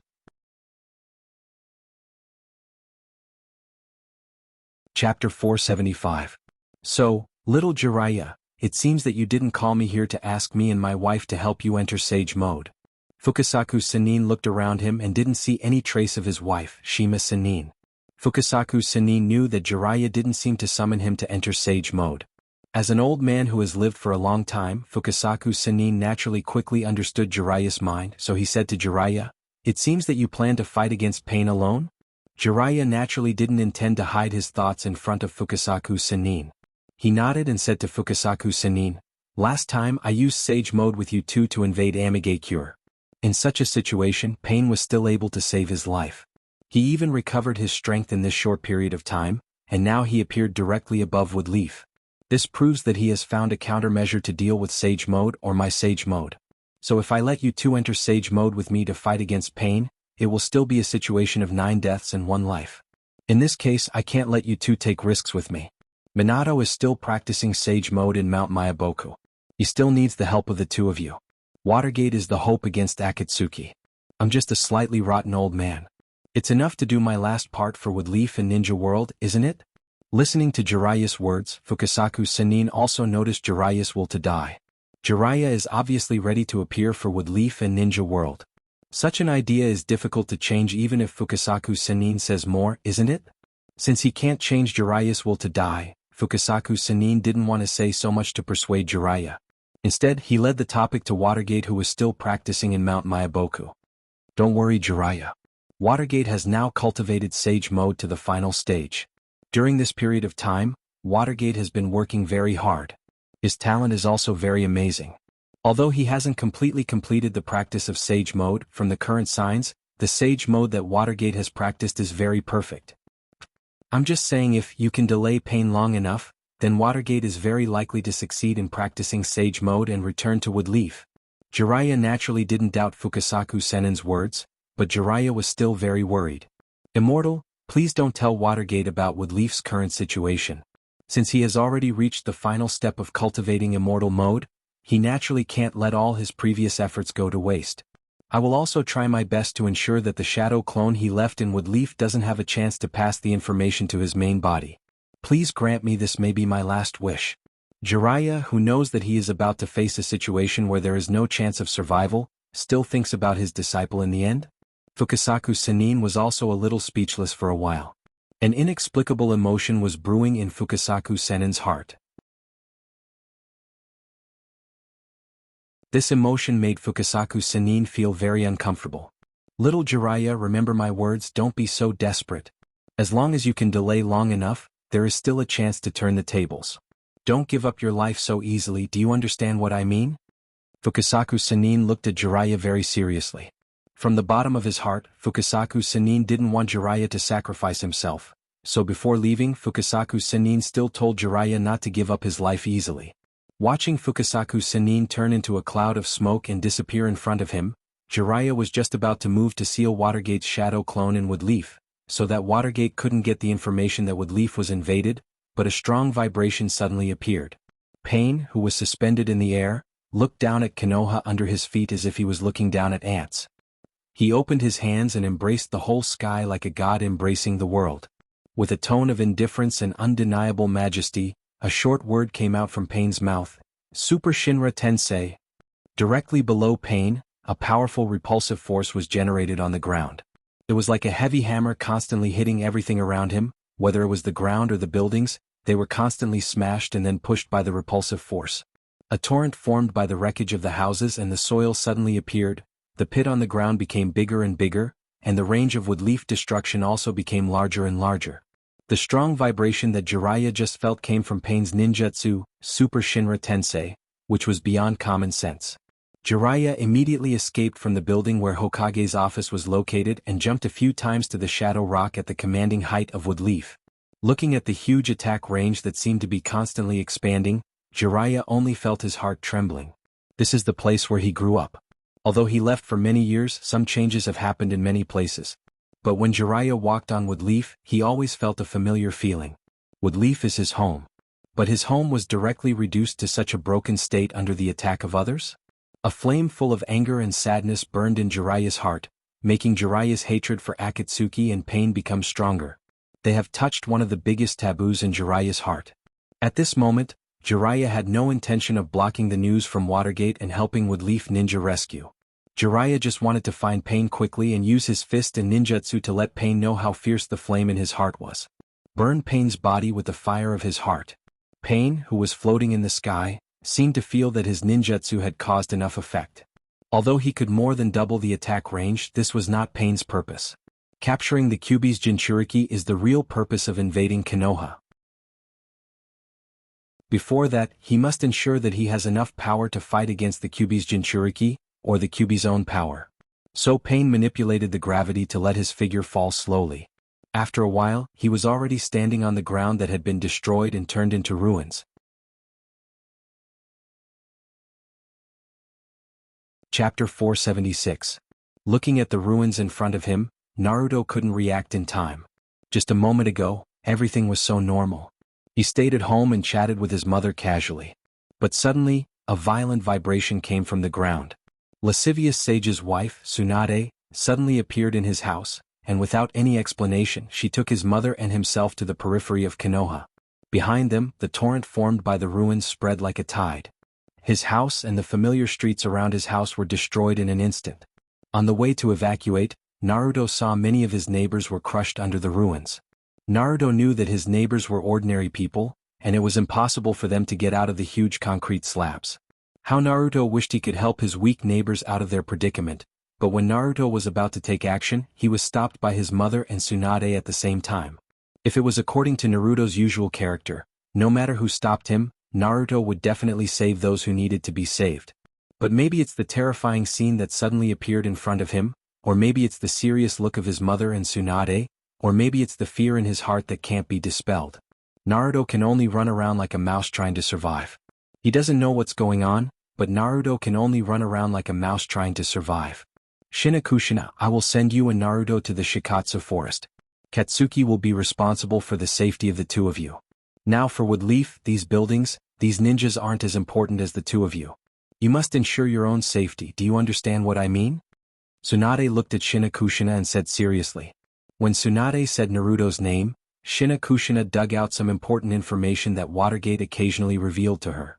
Akatsuki organization, such an organization that had their eyes on his wife and his children. Even if Minato paid attention to secrecy, he still intentionally or unintentionally revealed a lot of relevant information about this kind of matter that was closely related to his family.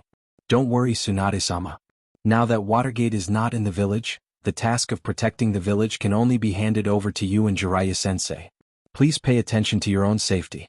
Otherwise, I don't know how much Minato will blame himself when he returns. Tsunade glanced at Shinakushina and didn't say anything. She just nodded her head gently, but didn't give any promise to Shinakushina. Shinakushina also seemed to be aware of her slip of the tongue. After all, it was an important period for Woodleaf to resist the foreign enemy, so it was indeed inappropriate for her to say such willful words. In silence, Tsunade quickly printed hand seals, and the reverse summoning technique was quickly completed. After a burst of smoke, Naruto and Shinakushina disappeared.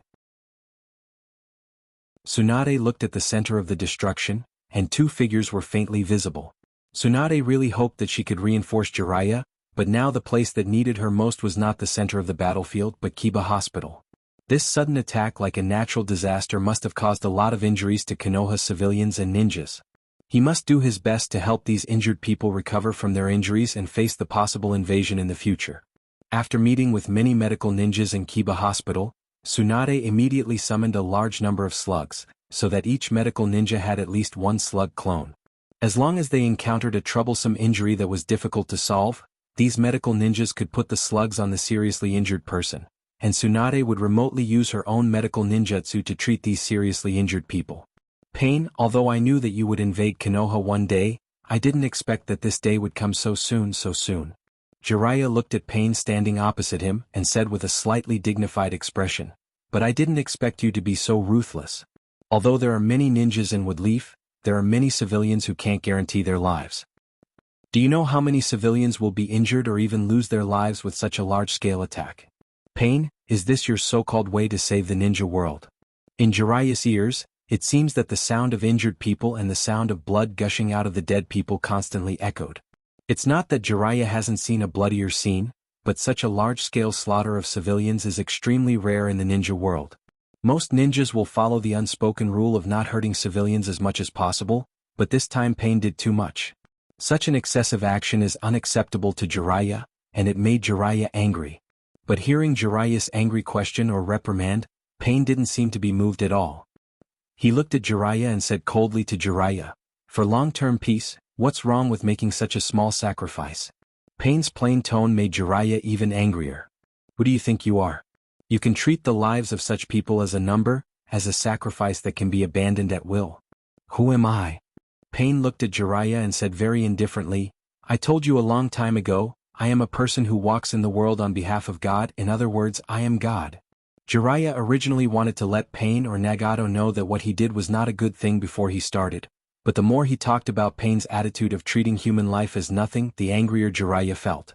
Since there is nothing to say, he can only use his fist to prove that he is right? Rushing towards Pain, the two of them began a close combat, one with bare hands and the other with a black iron rod. Jiraiya fought back and forth, and even with his many years of combat experience, Jiraiya even had a certain advantage. But Jiraiya's heart couldn't relax at all, because Jiraiya knew that Tendo in front of him was only a part of Pain's Rikudo.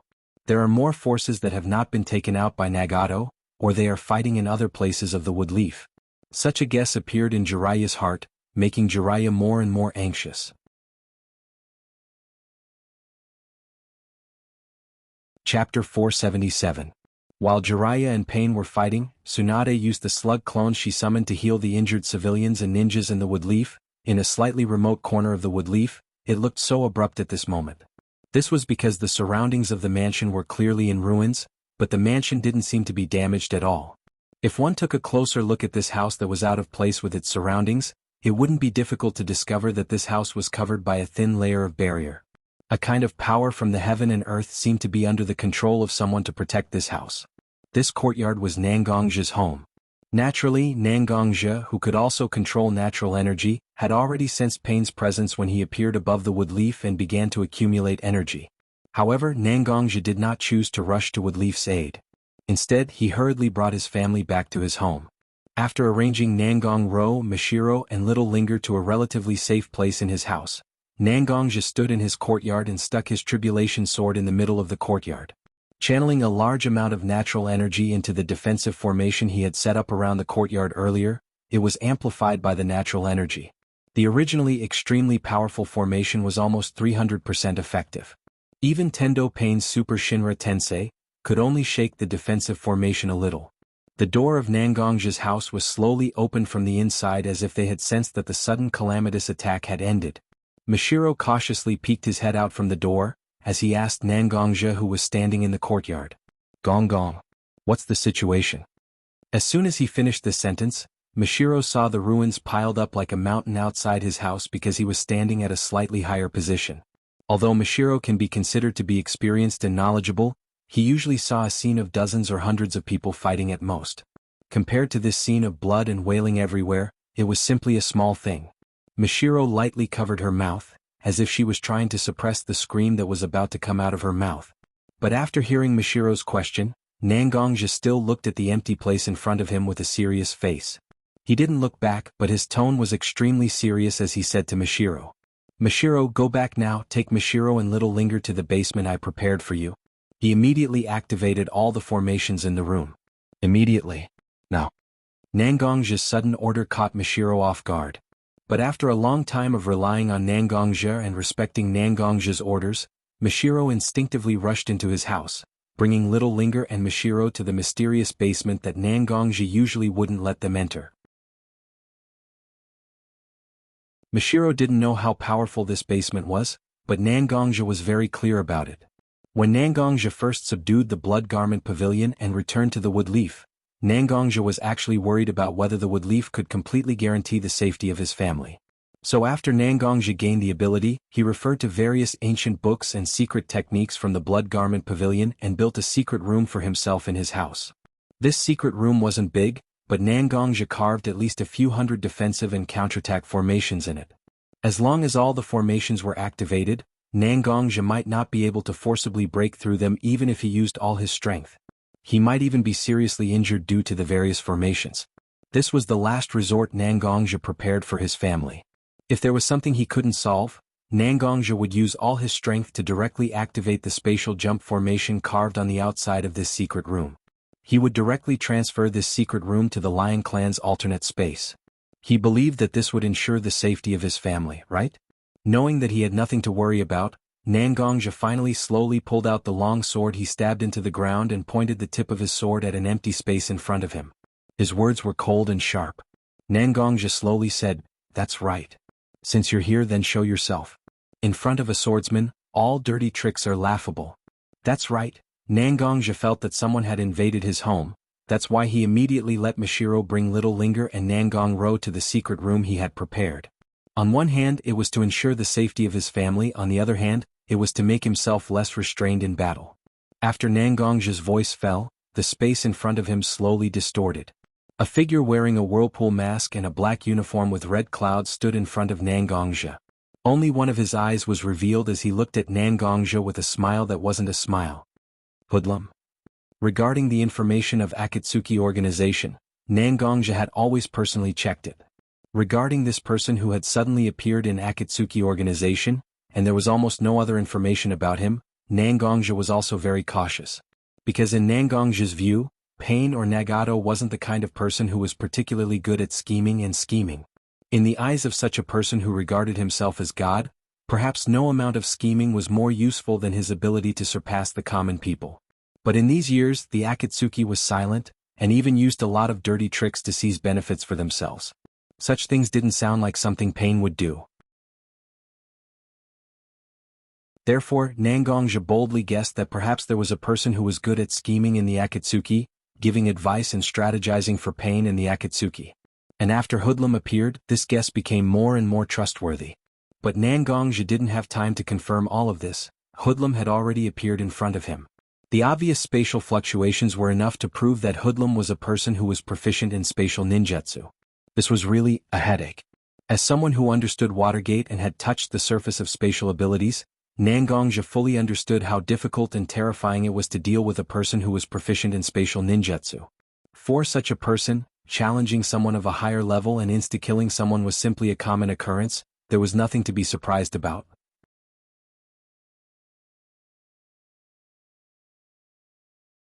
Chapter 478. It's rare for the famous Woodleaf King of Hell to remember a nobody like me. Should I feel honored? Hoodlum looked at Nangongja with a hint of mockery. Just as Hoodlum had said, he was a nameless person. But it was precisely because he was a nobody that people feared. To be able to hide everything and carry out their actions silently in the dark, such a person was more frightening than those ambitious people who stood in the open. What's your purpose? Seeing Hoodlum appear directly in front of him without attacking, Nangongja knew that Hoodlum must have something to say or conditions to discuss with him. Therefore, Nangongja didn't want to pretend to be polite with Hoodlum and directly talked about the topic. When Hoodlum saw Nangongja's attitude, he let out a soft laugh and said to Nangongja, "I can see that you're a Woodleaf King of Hell.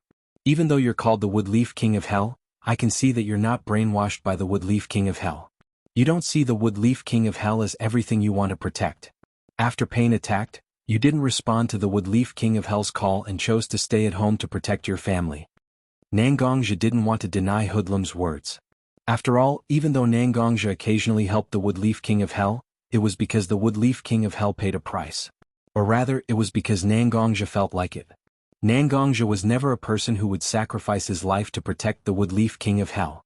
For Nangongja, the only people he could sacrifice his life for were his family members. Other than his family members and people he recognized, the others were dispensable. Even though it sounded cruel and cold-blooded, Nangongja wasn't ashamed at all because this was the path that Nangongja chose for himself. Continue. After hearing Nangongja's words, Hoodlum felt that he had grasped the rhythm of the conversation with Nangongja. Thus, he slowly nodded and continued to speak to Nangongja. I came here to make a simple deal with someone like you who is called King of Hell. Our Akatsuki's goal is very simple, which is to obtain the Nine Tails column force from the Woodleaf village. There is no direct conflict between us.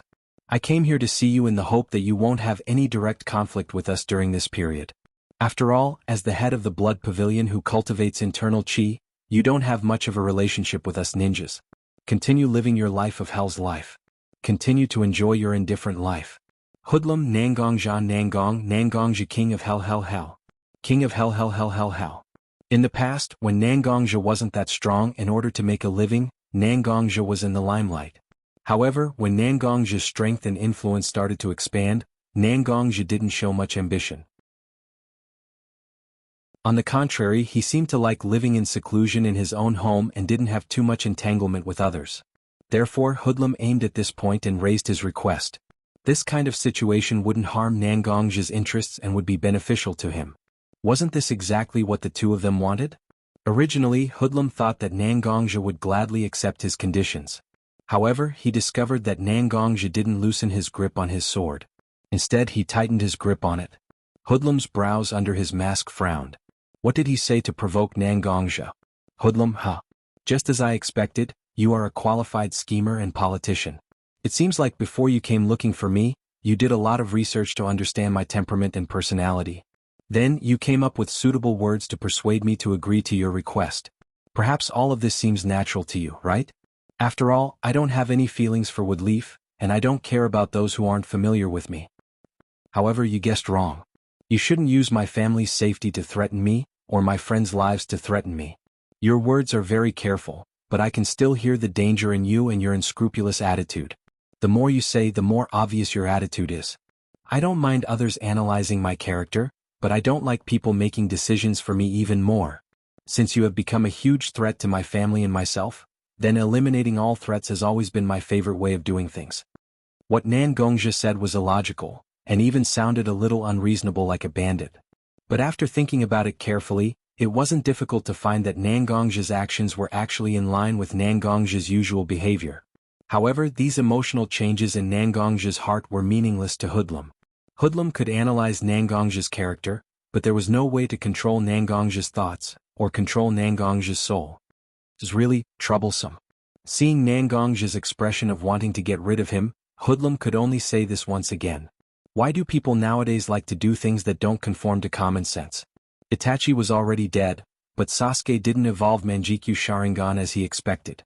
Instead, he transplanted Itachi's eyes into Manjikyu Sharingan.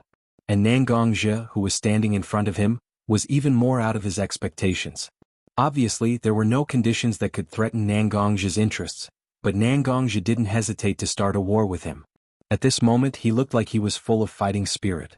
It was really as Hoodlum had said, everything was so troublesome. Hoodlum took out a scroll from his arms and looked coldly at Nangongja.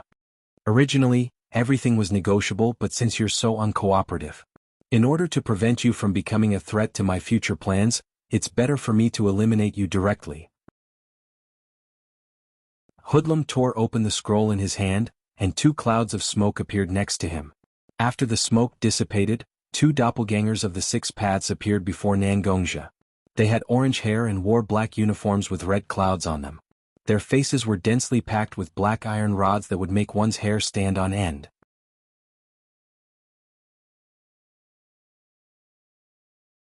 Chapter 479. The two Rikudo clones standing opposite Nangongja were Pain and Pain of Azura, who had been destroyed by Jiraiya but had been restored.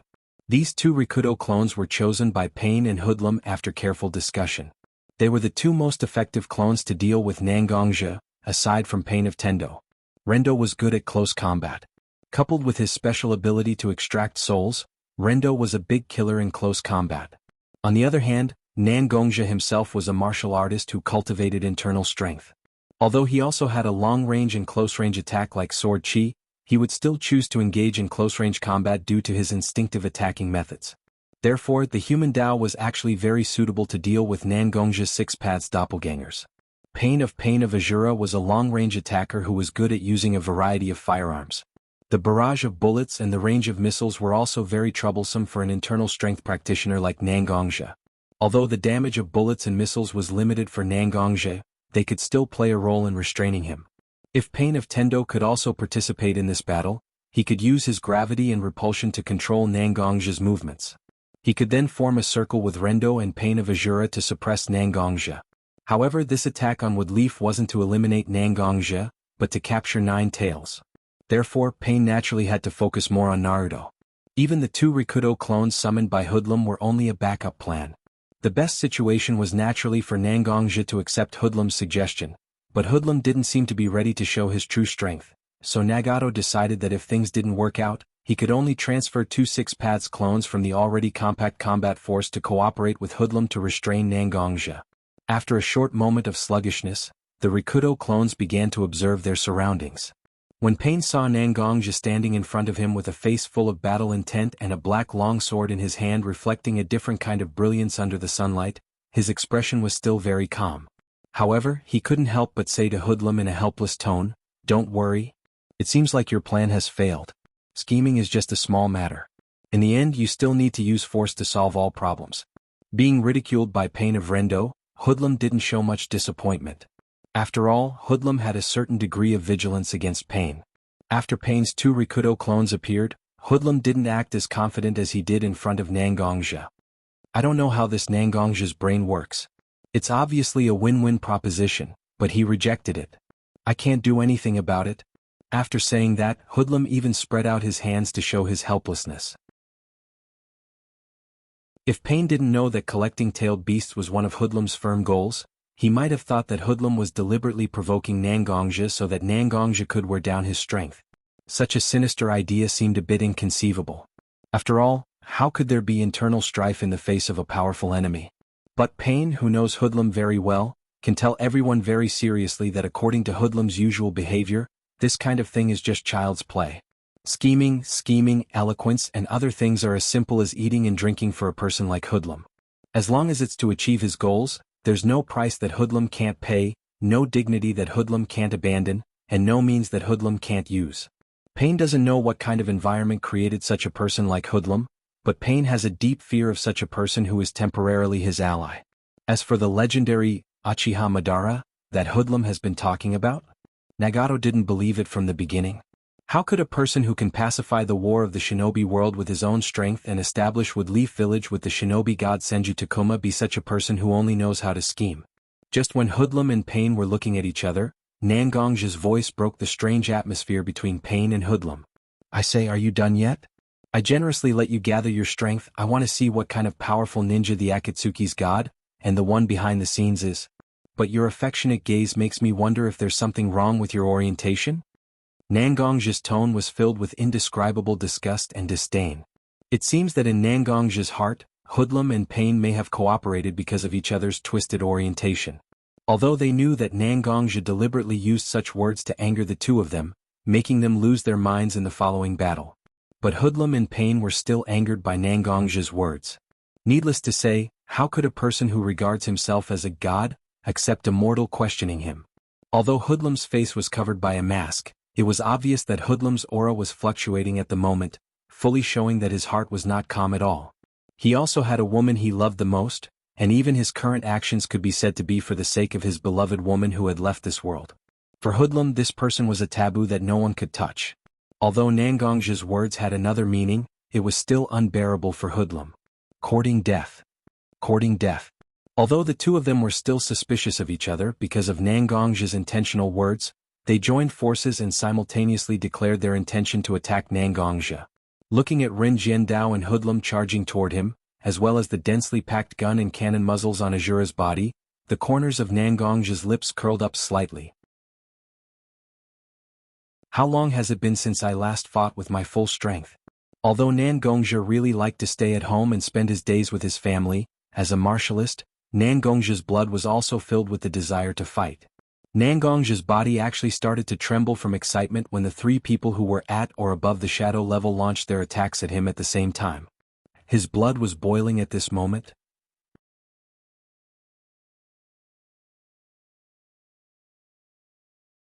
Chapter 480. Behind Mount Mayaboku, Watergate, who was sitting cross-legged and cultivating sage mode, suddenly had his calm aura disrupted. Watergate's eyebrows knitted together beautifully. The fluctuation of his spirit caused the immortal technique chakra, which was constantly harmonizing in Watergate's body, to become restless. The balance between natural energy, physical energy, and spiritual energy was instantly broken. Watergate's skin also began to slowly turn into a toad-like bluish-gray color. Pieces of flesh quietly appeared on Watergate's cheeks. Seeing the changes in Watergate, Shima Sanin, who was squatting on the side with a thick wooden stick in her hand, immediately took action. Her petite body leaped up high and fiercely knocked Watergate's head with the wooden stick in her hand, forcing all the berserk natural energy in Watergate's body out of his body. When the natural energy was completely expelled, Watergate's constantly changing body finally returned to its original state.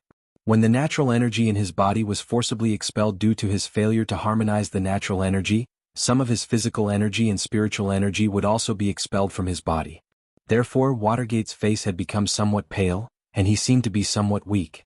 However, Watergate didn't seem to care about how bad his physical condition was, because at this moment, Watergate's eyes were full of anger. Such anger lingered in Watergate's heart, making it difficult for Watergate to get rid of it. He could only stare into the distance with a pair of red eyes. The anger in his eyes even had a feeling that it was about to burst out. Watergate brat, what's wrong with you? You haven't had such a serious natural energy outbreak since the end of the first stage of cultivation. Shima Sanin actually regarded Watergate as her nephew. She asked with a bit of anxiety and a bit of affection. Minato, who was usually modest and polite, had completely lost his usual little son attitude. Instead, he stood up angrily and yelled towards the sky, "What are you doing? What are you going to do?" "Pain, I Watergate swear to kill you." "Swear to kill you?"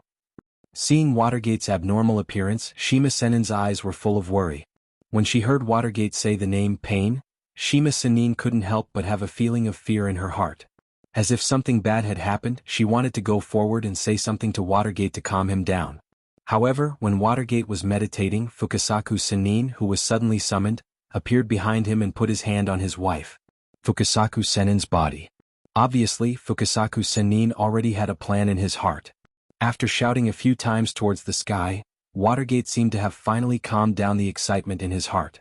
Although there was still anger in his eyes, he had obviously calmed down. Seeing that Watergate had calmed down, Fukasaku Sanin also took a few steps forward with a dignified expression and came in front of Watergate. "It seems that you already know what happened in Woodleaf, right?"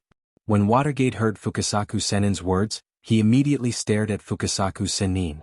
Although he didn't speak, the meaning in his eyes was obviously hoping that Fukasaku Sanin, who seemed to know everything, would explain it to him. "Just now, when you were still cultivating, little Jiraiya suddenly summoned me." With a bit of pain, Fukasaku Sanin said to Watergate with a dignified expression. "It seems that everything happened so suddenly that little Jiraiya didn't have time to block your shadow clone's actions, so your shadow clone sent you the information about Woodleaf." "That's right, at this moment, Pain is attacking Woodleaf village. I left early so I don't know what scale of invasion Woodleaf has suffered, but judging from your reaction, Woodleaf must have suffered heavy losses at the moment. Please let me go back and fight with my sensei." With a bit of firmness and a bit of pleading, Watergate said to Fukasaku Sanin. Mount Mayaboku is actually a relatively independent space. Without the permission of these toads of Mount Mayaboku, Watergate can't leave Mount Mayaboku at will. When Sensei fought with Pain before, I couldn't feel it in time. But at that time, Sensei used Sage Mode, but the situation was still so miserable. This time, you and Shima Sanin didn't leave, so there is no way for Jiraiya to enter Sage Mode when he came. In this case, Sensei still wants to fight with pain. What's the difference between that and death? In the end, Watergate's voice has become no different from a roar because of anger and excitement. But Fukasaku Senin didn't feel angry because of Watergate's rudeness. At this moment, Fukasaku Senin's heart was also full of anger. At this moment, the anger brought by Watergate's roar was simply dispensable compared to the anger in Fukasaku Senin's heart at this moment. Jumping high from the ground, Fukasaku Senin clenched his toad into the shape of a fist and punched directly on Watergate's head. The fist with anger and chakra directly knocked Watergate down. Watergate could only sit on the ground looking at Fukasaku Senin. He didn't seem to understand why Fukasaku Senin suddenly hit him. Do you think I'm willing to watch Jiraiya fight with pain? Jiraiya is also a child I watched grow up step by step. If I could choose, I would rather fight with Jiraiya now. But I can't because I have more important things to do. That is to let you master Sage Mode so you can grasp the opportunity to defeat pain. Jiraiya can only master Sage Mode to an imperfect level because of his aptitude. The imperfect Sage Mode makes it impossible for Jiraiya to gain more power, but you are different. According to your current situation, the Sage Mode you practice is almost miraculously perfect. If you master the perfect Sage Mode, we may be able to end the Son of War and eliminate this war that swept the shinobi world. When Jiraiya's life and the lives of all the people in the entire shinobi world are on the same scale, what should I choose? If it's rational, naturally the whole shinobi world is more important. But if it's emotional, I really don't want Jiraiya to lose his life like this. I was so hesitant, so I didn't know how to choose. So I endured the grief in my heart and returned to Mount Mayaboku. In order to let you master Sage Mode as soon as possible so that I can get the best of both worlds. Watergate boy, do you understand what I mean?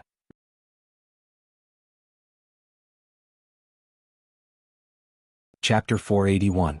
After listening to Fukasaku Senin's words, Watergate finally stabilized his emotions completely. Whether it was anger or sadness, they were all removed from Watergate's eyes, or they were forcibly suppressed. Because Watergate knew that no matter how sad and angry he was, it didn't make any sense. He wouldn't let pain suffer any harm, and he would lose the opportunity to save Woodleaf and his sensei. The focus of everything is still on Sage Mode. As long as he succeeds in practicing it, then everything will be solved. After figuring out the key points, Watergate also stood in the place where he meditated before. But Watergate knew that it was impossible to master Sage Mode in a short time with his current practice speed. So Watergate suddenly remembered the practice method Naruto showed when he practiced wind release with his child before. Ninjutsu, multiple shadow clone technique. Clouds of smoke were produced around Watergate. When the smoke dissipated, it could be seen that Watergate had summoned 9 shadow clones through shadow clone technique, plus Watergate himself. A total of 10 Watergate were standing there. Watergate, you are... Looking at Watergate suddenly creating his own shadow clones, Fukasaku Senin seemed to be thinking about the meaning of Watergate's actions. But soon, Fukasaku Senin understood Minato's intention. The shadow clone jutsu could reflect all his experiences back to his original body. So, wouldn't it be twice the effort for half the result if he used the shadow clone jutsu? But after Fukasaku Senin thought of the advantages brought by shadow clone technique, he also thought of the adverse effects after excessive use of shadow clone technique. A lot of fatigue and chakra consumption are fed back to the main body, which is likely to cause the main body to faint or even deeper damage. Fukasaku Senin understood these things, and Watergate was naturally more clear. But looking at Watergate's resolute appearance now, it was obvious that he also calculated the damage to himself. Immortals, I'll have to trouble you to watch over my cultivation. Bowing slightly to Fukasaku Senin and Shima Senin, Watergate led his 9 shadow clones to sit on the ground and began to guide natural energy into his body, mixing it into chakra mode, allowing himself to practice Sage Mode. Fukasaku Senin and Shima Senin looked at Watergate, who was sitting on the ground and had begun to harmonize the natural energy, and then looked at each other and shook their heads helplessly. After that, they could only walk toward the place where Watergate was sitting cross-legged with a stick in their hands. In the courtyard of Nangongji's house, Nangongji and Pain were fighting in close combat. Because of his special ability, Pain mostly used his palms to fight against Nangongji's sword when he attacked. It must be known that Heaven's Retribution sword with sword energy was extremely sharp, but Pain also seemed to have an extremely deep experience in using his palms to fight against sharp weapons. Every time Nangongji used his swordsmanship against Pain, Pain always used his palms to avoid Nangongji's Heaven's Retribution sword. And Nangongja was naturally happy to see that his opponent was such a ninja who was good at close combat. Only such an experienced and powerful taijutsu ninja could hone his swordsmanship. So in fact, when Nangongja fought with Pain, he didn't go all out. After all, he didn't have to win the battle against Hoodlum and Pain's Rikudo. In fact, Nangongja also took this opportunity to vent his excessive desire to fight. At the same time, he helped with Leaf to contain the invading enemy. It could be considered as reporting back to the people who lived in Woodleaf over the years. Seeing Nangongja and Pain fighting back and forth, Hoodlum seemed to be impatient. A Rikudo clone was able to tie down Nangongja so tightly. Then, if the opportunity was right, would he be able to eliminate Nangongja, such a threat? For Hoodlum, Nangongja was indeed an unstable factor. This was because ever since Nangongja entered his peak, he rarely fought. Most of the time he stayed at home. Hoodlum didn't have a very clear estimate of Nangongja's strength. Hoodlum felt that he couldn't easily let go of a person who he didn't understand and had such a strong strength. So Hoodlum's body disappeared from where he was originally standing and suddenly appeared behind Nangongja. In his hand he was holding a kunai. Obviously, he was prepared to take advantage of the fact that Nangongja was tied down by Nangongja. But after seeing Hoodlum's actions, whether it was Pain or Pain's face had some inexplicable strange expressions. It was like a child who was playing a prank. Their eyes contained a bit of slyness and schadenfreude. And Nangongja naturally also noticed Hoodlum, who suddenly appeared behind him. Originally, Nangongja was able to fight to his heart's content with Pain's taijutsu, but at this moment he was slightly unhappy. Originally he wanted to fight with Pain and let himself relax. After that, he was too lazy to care about what these Akatsuki ninjas were doing. But now Hoodlum actually appeared behind him and was prepared to attack him. Nangongja couldn't turn a blind eye to this. This guy. Glancing at Hoodlum, who was standing behind him, Nangongja's eyebrows slightly wrinkled together. Obviously, he was somewhat unhappy. Teach him a lesson. The speed of Heaven's disaster sword in his hand increased. The sword shadow began to become more and more blurred. As the sword's speed became faster and faster, sword chi actually split from Heaven's disaster sword. 1 turned into 2, 2 turned into 4, 4 turned into 8. At first glance there was a kind of endless feeling. Scatter. The condensed sword chi around Heaven's disaster sword scattered under Nangongja's thought. Suddenly they rushed towards Hoodlum, who was standing behind him. The sword chi wrapped around Hoodlum, blocking all his escape routes. And Hoodlum naturally also discovered that he was facing a dangerous situation. He wanted to use his space ninjutsu to escape, but when he was about to enter his space, a feeling of fear suddenly appeared in his heart. Hoodlum could only quickly cut off the connection between himself and the space. This feeling of crisis disappeared.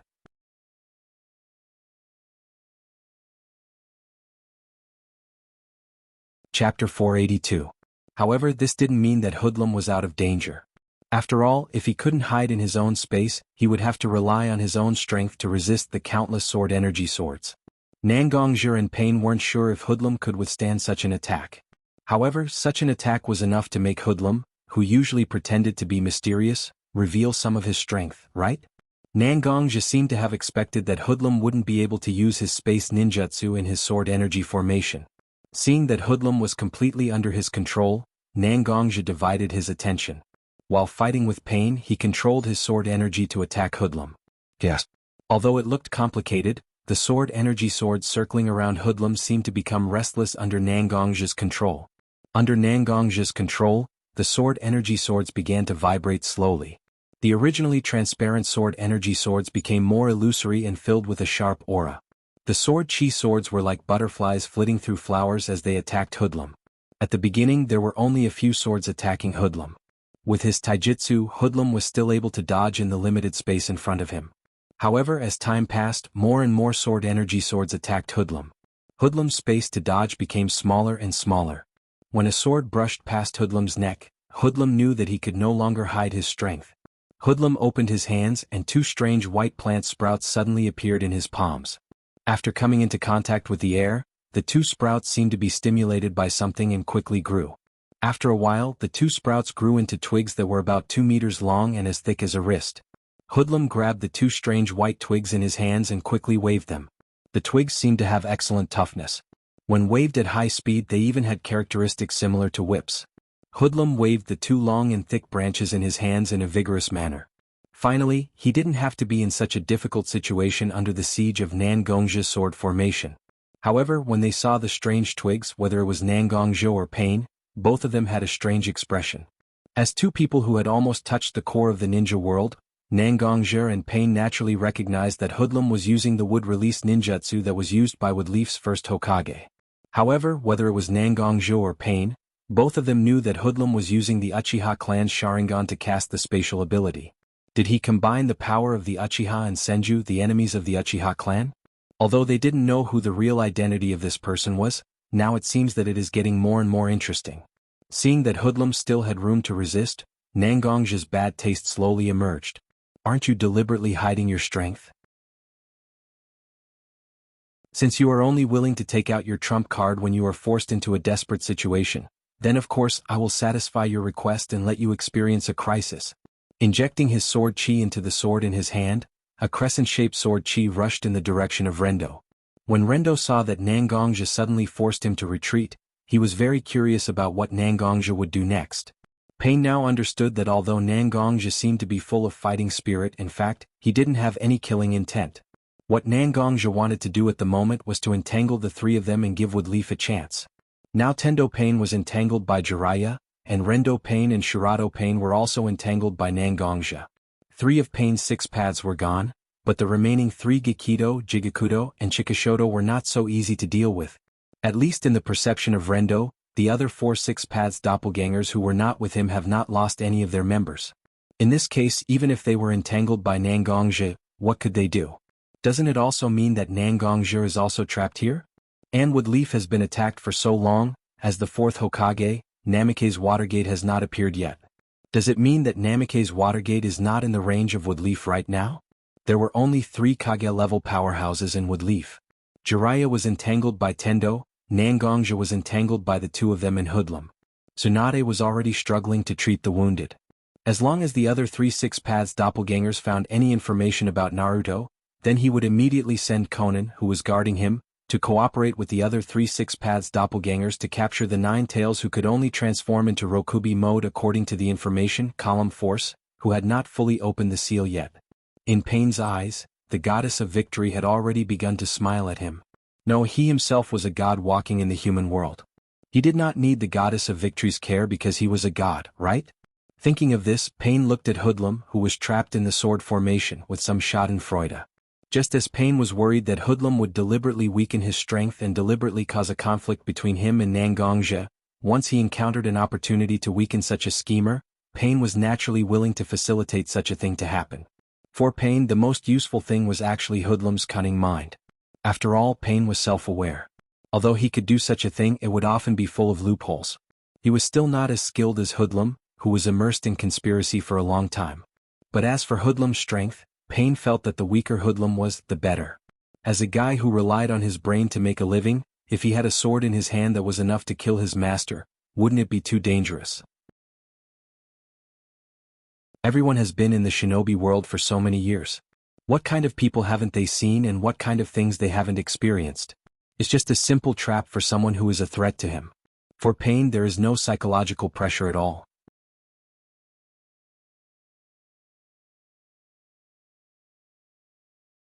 Chapter 483. When Nangongji forced Pain to retreat, Nangongji's figure instantly appeared beside the sword formation that trapped Hoodlum. Nangongji gently swiped his finger across the tribulation sword in his hand.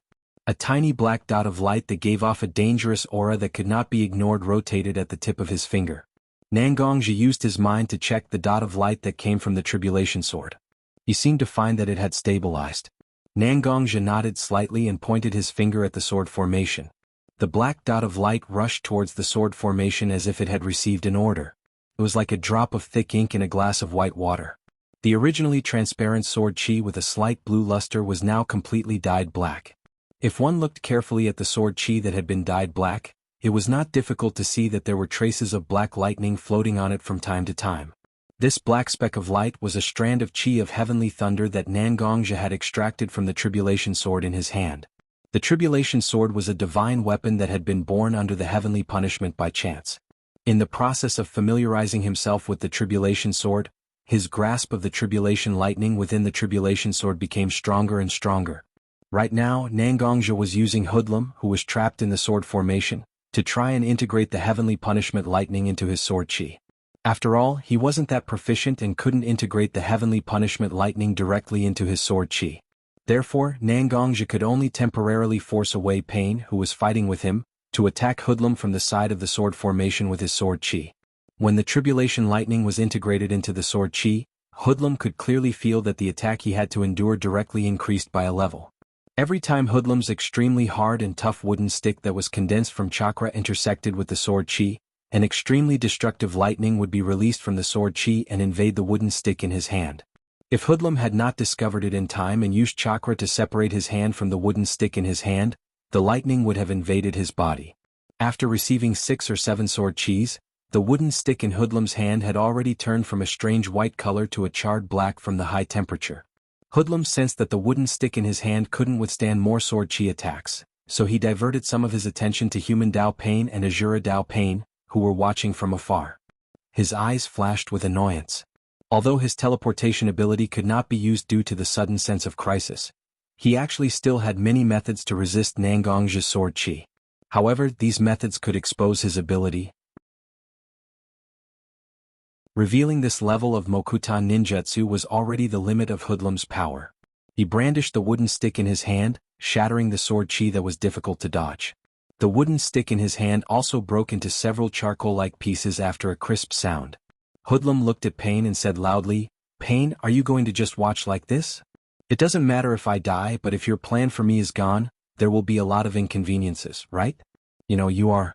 Hoodlum didn't continue his words, but the threat in his words was so obvious. Pain, who was standing in front of Nagato, frowned slightly. As a proud person, Pain didn't like the feeling of being threatened. However, Pain knew that under his indulgence, Nangongja had already forced Hoodlum to a certain extent. Since Hoodlum didn't care about their relationship and started to threaten him, he couldn't just let it slide. He nodded to Azura Dao Pain behind him, indicating for Azura Dao Pain to use his ability to rescue Hoodlum from this predicament. Shura Realm and Mortal Realm, who were telepathic, naturally understood each other's thoughts. Shura Realm Pain's head suddenly split from the middle like a puppet. Shura Realm Pain's head didn't have the various organs that a normal person should have. Instead, there was a strange energy-gathering device in his head. This is the most powerful weapon of the Shura Realm, which has a variety of thermal weapons.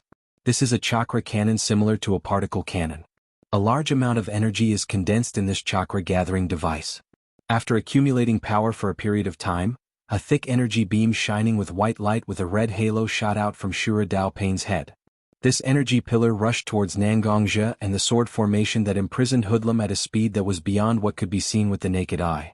Nangongja immediately became alert and channeled all of his internal energy into his legs as he jumped up with all his might.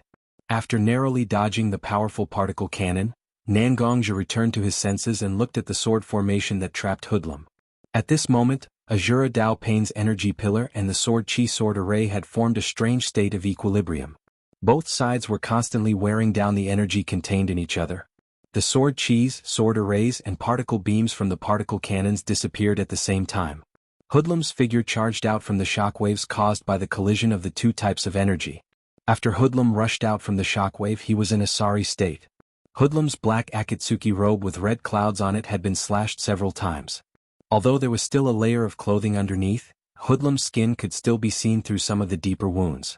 Hoodlum's skin color was similar to the pale white color of wood when he used wood release. This proved that Hoodlum had modified his body to a certain extent. Seems like Hoodlum's body has many secrets. What Nangongja could see, Pain naturally saw it too. Although he didn't say much, the fear in Pain's eyes became more and more profound.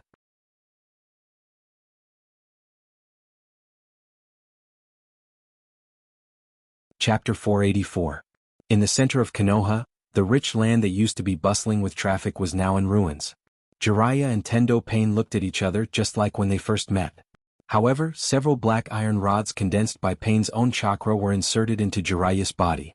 These iron rods were condensed by Pain's chakra, so when these iron rods were inserted into Jiraiya's body, Jiraiya's own chakra flow was also stopped. Jiraiya held the black iron rods inserted into his body with his hand. His face was slightly painful. After all, when these iron rods were inserted into Jiraiya's body, The special chakra mixed with the power of Rinnegan had already penetrated into Jiraiya's body. This also caused Jiraiya's flesh and blood to be extremely close to the black iron rods. Every time he touched the black iron rods, he felt the same as inserting kunai into his body. Ugh. Enduring the pain, Jiraiya pulled out the iron rods one by one. Blood flowed out from the holes in the iron rods. Glancing at his wounds, Jiraiya made a few hand seals, covering his palms with a thick layer of oil. Rubbing the oil on his wounds, although it didn't make the wounds heal quickly, it has stopped bleeding. Jiraiya-sensei, are you sure we want to continue fighting? Tendo Pain raised his head and glanced at Jiraiya, who was standing opposite him, screaming in pain because he pulled out the iron rods. He didn't care about the scorched black on his face because of Jiraiya's katan. He asked with an indifferent expression, "Just now, I was just testing my skills. Without immortal mode, you are no match for me at all. You should retreat as soon as possible, otherwise your life will definitely be left here." Pain's words were indifferent and even a bit contemptuous, but Jiraiya knew that Pain was right. In the previous battle, it seemed that the two were evenly matched. Although Jiraiya's injuries were slightly more serious than Tendo Pain's, they still had their advantages and disadvantages.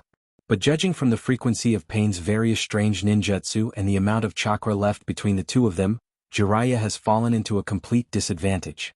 The chakra that was originally flowing in his body like a river has now become a trickle that seems to be on the verge of being cut off. Looking at Tendo Pain again, although there were a little traces on his body because of a moment of carelessness or deliberately losing, there was no way to affect Pain's state at this moment. Although there was a clear gap between the two sides, Jiraiya didn't mean to give up the fight at all. Using his hands on the ground, Jiraiya stood up straight with difficulty. Jiraiya stared at Tendo Pain with his tired eyes, then he said very seriously, "Pain? No, I'll just call you Nagato. You know my character. For me, the Woodleaf is my home, and it's the place I'm willing to give my life to protect. You destroyed my home like this, do you think I'll give up so easily?" Tendo Pain's stiff face also showed a self-deprecating smile at this moment. He looked at Jiraiya and said, "So many years have passed, but I haven't forgotten that you took in 3 children who didn't have any ability to protect themselves. It was you who gave us some ability to protect ourselves in a dangerous place like the ninja world. Without you we wouldn't be where we are now. I know that Jiraiya-sensei may have regretted saving us 3 children. After all, it can be said that I destroyed your home with my own hands. However, I am still grateful for the kindness you have shown us back then, so I will personally present you with the best gift I can give you, so that you can leave this world with glory, not with illness all over your body. Let me, the God, who walks in the world, send you on your last glorious journey." Pain's words were ruthless, but they were full of a different kind of human touch. After all, for a ninja, the most unacceptable thing is to leave this world alone in a sickbed. When Jiraiya was young, he had been fighting with all kinds of enemies. Although he deliberately didn't let himself suffer any serious injuries, it was inevitable that many hidden injuries were left on his body. As he grew older, these injuries became more and more obvious. Jiraiya can still suppress the pain caused by such injuries with his profound cultivation, but Jiraiya knows that one day he won't be able to suppress such pain because of the weakness of his body. Jiraiya also had a strange thought in his mind. If he was really like what Tong Payan said, sacrificing his life to protect his home, maybe it would be a good thing. Thinking of this, Jiraiya suddenly felt that his heart became relaxed. His chest, which had become heavy and difficult to breathe because of sadness and anger, suddenly became light at this moment. Now the so-called revenge and compensation in Jiraiya's mind has become a lot lighter. At this moment, Jiraiya just wanted to be able to fight with his disciple happily. Jiraiya's mood change was also obviously noticed by Pain. Seeing that Jiraiya was relieved of all the heavy burdens in his heart and just wanted to fight happily, Pain's eyes seemed to have a bit of joy and envy. If he can, he also wants to put down all the unwillingness, anger, and sadness in his heart and enjoy the battle. But he can't. Yahiko's life, the peace of the shinobi world, these heavy burdens are things that Nagato can't and is unwilling to put down. So, let's give something that I can't get to my teacher easily? Fight. Fight. Fight. A voice shouted loudly in Jiraiya and Pain's heart. The two of them rushed towards each other with burning fighting spirit in their eyes. There was no unpredictable ninjutsu, no strange genjutsu. At this moment, Jiraiya and Pain were just fighting each other with the most primitive and most effective way to release their inner fighting spirit. At this moment, it seems that collecting bijou is not so important in Pain's heart.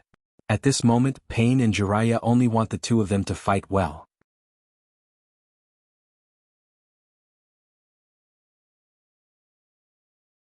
Chapter 485. Watergate stood up from his cross-legged posture and looked at the shadow clones sitting around him. Watergate's face showed a gratified smile. At this moment, whether it was Minato himself who had already stood up or the 9 shadow clones who were sitting cross-legged on the ground with their eyes closed, their eyes had turned into the orange frog eyes, and red eyeshadow had also appeared on their eyelids. At this moment, Watergate's posture is the perfect sage mode that Fukasaku Sennin said before. Except for his own eyes, there is no sign of toad transformation. Maintaining his human posture but being able to use Senjutsu chakra like an extension of his arm, this is the most perfect posture that has appeared among all the sage mode cultivators of Mount Myaboku. Thank you too. Looking at Fukasaku Sennin and Shima Sennin looking at him with gratification, Watergate bowed to the 2 toads, who have lived for God knows how long, to express his gratitude to them for helping him practice sage mode. After Fukasaku Sennin and Shima Sennin saw Watergate's gratitude to them, although they didn't say anything, the gratification in their eyes was so difficult to hide. Well, Watergate boy. Now is not the time to be polite with each other, now would Leaf and Jiraiya need your help more. When Fukasaku Sennin mentioned Jiraiya's name, Watergate's eyes flashed with a dignified look. Only after successfully practicing sage mode, did he know that Jiraiya, who fought against Pain Rikudo alone, had to have a death wish to be able to defeat such a powerful existence like Pain Rikudo. To Sennin, please open the restriction of Mount Myaboku now and let me return to Woodleaf. As the Hokage of Woodleaf, I've been late for a long time. After hearing Watergate's words, Fukasaku Sennin and Shima Sennin also made a few hand signs that they didn't know how to use ninjutsu and opened the outer barrier of Mount Myaboku. After seeing Fukasaku Sennin and Shima Sennin open the barrier, Watergate also used his Flying Thunder God Jutsu and Summoning Jutsu to instantly transfer to a relatively remote corner of Woodleaf Village. As soon as Watergate's figure stabilized, he immediately used Summoning Jutsu to summon Fukasaku Sennin and Shima Sennin to his side. He let the 2 Senjutsu stand on his shoulders to assist him in using Senjutsu chakra to sense the invading enemies within the range of Konoha Village, and the Senjutsu driven by Senjutsu chakra and the assistance of the 2 Senjutsu is naturally very effective. Combined with Watergate's understanding of Woodleaf Village, he quickly recognized the enemies in Woodleaf Village. 2 enemies who matched the aura of 6 Paths clone mentioned by Jiraiya were fighting fiercely in Nangongja's house at this moment, and beside these 2 people, in addition to Nangongja's aura, there was also the aura of a person who seemed to be very familiar with him. This person is the mysterious masked man who invaded Woodleaf more than 10 years ago and released 9 tails. When Watergate realized this, his heart was already filled with anger. But although Watergate's heart was very angry, he also knew that there were priorities. Although Watergate was not so clear about Nangongja's strength, he also perceived Nangongja's majestic energy through Sennin Jutsu, which was far more than the 3 enemies around him. Moving his attention away from Nangongja's house, Watergate quickly perceived the 3 Six Paths clone of Pain wandering in the Woodleaf, but seemed to have been entangled by the Woodleaf ninjas. But Watergate still didn't decide to help the ninjas who were still entangled with Pain's Rikudo, but continued to search. Finally, Watergate found the figure he had been looking for. In the original center of Woodleaf, Watergate felt the aura of Jiraiya and Tendo Pain at the same time. It's here. Watergate began to quickly use his Flying Thunder God Jutsu, and his figure flickered and suddenly appeared beside Jiraiya. For Watergate, who suddenly appeared on the battlefield, Jiraiya and Tendo Pain's reaction was naturally different.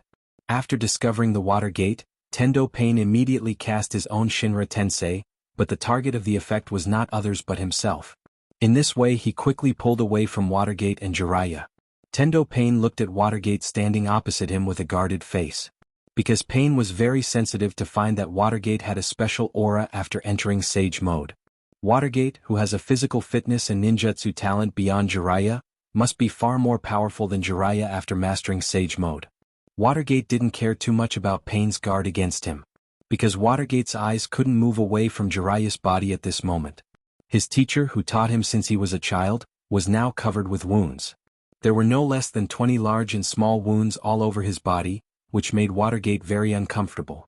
But at the same time, Watergate was also very confused, because Jiraiya's eyes were so clear at this moment, without any anger or unwillingness at all, but with an indescribable sense of satisfaction.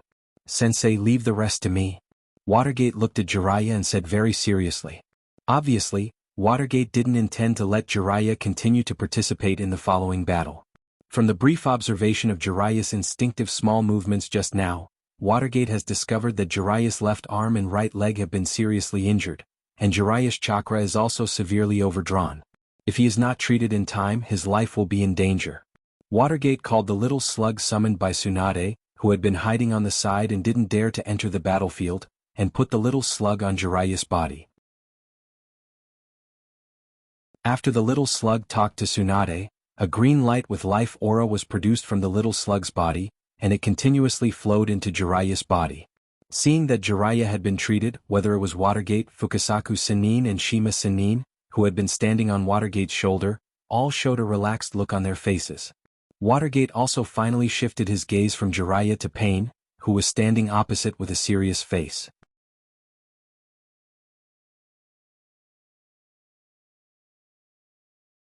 Chapter 486. At the moment when Watergate and Tendo Pain's eyes met, although they didn't say anything, they launched their attacks at the same time. Watergate quickly took out his Flying Thunder God special kunai from the ninja tool bag behind him. The three-pronged kunai in Watergate's hand jumped and danced wantonly like a spirit with life. This was not Watergate deliberately showing his kunai skills, but through this method, Pain couldn't judge how the kunai in his hand would attack. Pain naturally also has rich experience in fighting enemies. Although he couldn't judge how the kunai in Watergate's hand would attack, he also quietly condensed his chakra towards his hands, so that he could use Shinra Tensei brought by Rinnegan at any time to bounce off Watergate's kunai. Watergate seemed to feel that his technique was enough to confuse Pain's vision, so he didn't hesitate to throw the special kunai in his hand out. After throwing out the kunai in his hand, Watergate continued to take out kunai from his ninja tool bag, and like a shower he continued to attack in the direction of Pain. It seems that the number of special kunai shot by Watergate has reached the limit of the amount that ordinary ninja tool bag can store, and after observing that the number of special kunai flying towards him has reached the optimal scale to cast Shinra Tensei, Pain also immediately made a move. He spread out his hands and shouted softly at the densely packed kunai in front of him. Shinra Tensei. A powerful repulsive force appeared in an instant. Although Watergate infused chakra and launched it by special means, such speed and power are still not comparable to the repulsive force in Shinra Tensei cast by Tendo Pain. After a short pause in the air, the kunai began to fly in the direction of Watergate. Seeing such a scene, Watergate didn't panic at all. After all, Watergate also learned some about Tendo Pain's ability from Jiraiya, so Watergate was naturally fully prepared. When the special kunai approached him, the Senjutsu chakra that had been contained in Watergate's body instantly broke out. Under Watergate's control, Senjutsu chakra turned into a thin line similar to the chakra used by ninja or puppet-type ninja. It passed through the hole on the kunai's handle, and the special kunai that were bounced back by Tendo Pain were all connected. Watergate waved his hand gently, and the special kunai that were originally shooting towards him were all in Watergate's hands. Watergate looked at Pain's direction and waved his hand, and the special kunai rushed in Pain's direction again. Not only that, Watergate's hand also quickly printed, and a ninjutsu was quickly cast by Watergate. Ninjutsu, Many Kunai Shadowless Clone Jutsu. Using the Shadow Clone Jutsu on his kunai, the originally huge number of special kunai also quickly turned into 2 into 4 into 8, and as far as the eye could see, there was an endless number of special kunai.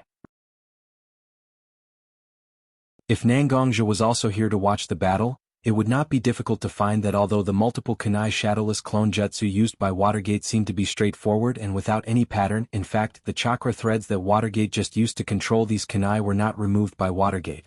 Instead, they were still connected to the kunai, so these special kunai were actually constantly moving their positions and changing patterns, making it difficult to see the weakness of the attack. Although it was a bit cumbersome to say, it actually didn't take long from Watergate's control of the kunai to the production of a large number of kunai and flying towards Pain.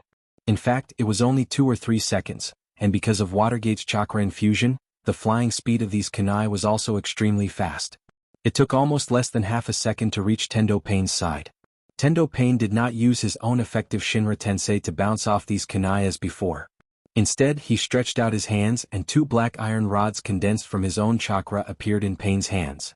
Obviously, it was just 2 iron rods that looked quite light, but Pain waved them fiercely. Obviously, Pain had also deliberately practiced using his iron rods for a long time to engage in close combat. For a while, the clanging sound of the iron rods and kunai intertwining was endless. From time to time, It seemed that the kunai split by Watergate's kunai cloning technique were directly hit by Pain into a cloud of smoke and exploded in the air. Looking at Pain resisting his kunai attack, Minato was deep in thought. It was obvious that this kind of attack was the same as before. The previous Shinra Tensei could be easily dealt with by him, but why did Tendo Pain have to use his own taijutsu to resist these kunai that were attacking him? While Minato was thinking, Pain, who was attacked by countless kunai, threw away the 2 iron rods in his hands casually, opened his hands again and said in a cold voice, "Don't worry, I won't be able to stop you. But I won't be able to stop you." Shinra Tensei. As Pain recast his Shinra Tensei, the kunai that were still attacking Pain in the sky were directly bounced back by the repulsive force. Just now, Minato used a large amount of chakra to cast multiple kunai clone jutsu, but it was so easy to break through. But Minato didn't have any look of regret. Instead, he seemed to have found a way to win, and his eyes revealed a hearty look. 8 seconds. After Pain used his Shinra Tensei, it took 8 seconds for him to use his Shinra Tensei again to bounce off his suffering uselessness. Although this time may not be so accurate, it was also a rare flaw of Tendo Pain that Watergate found after careful observation. "I'm not afraid of you being extremely powerful, but I'm afraid that you don't have the slightest flaw." As long as he could find a flaw, Watergate could expand such a flaw into a bottomless abyss with his own ability. An abyss that buries the lives of his enemies. This was the confidence that Watergate had as the 4th Hokage and as the wood leaf of Golden Flash.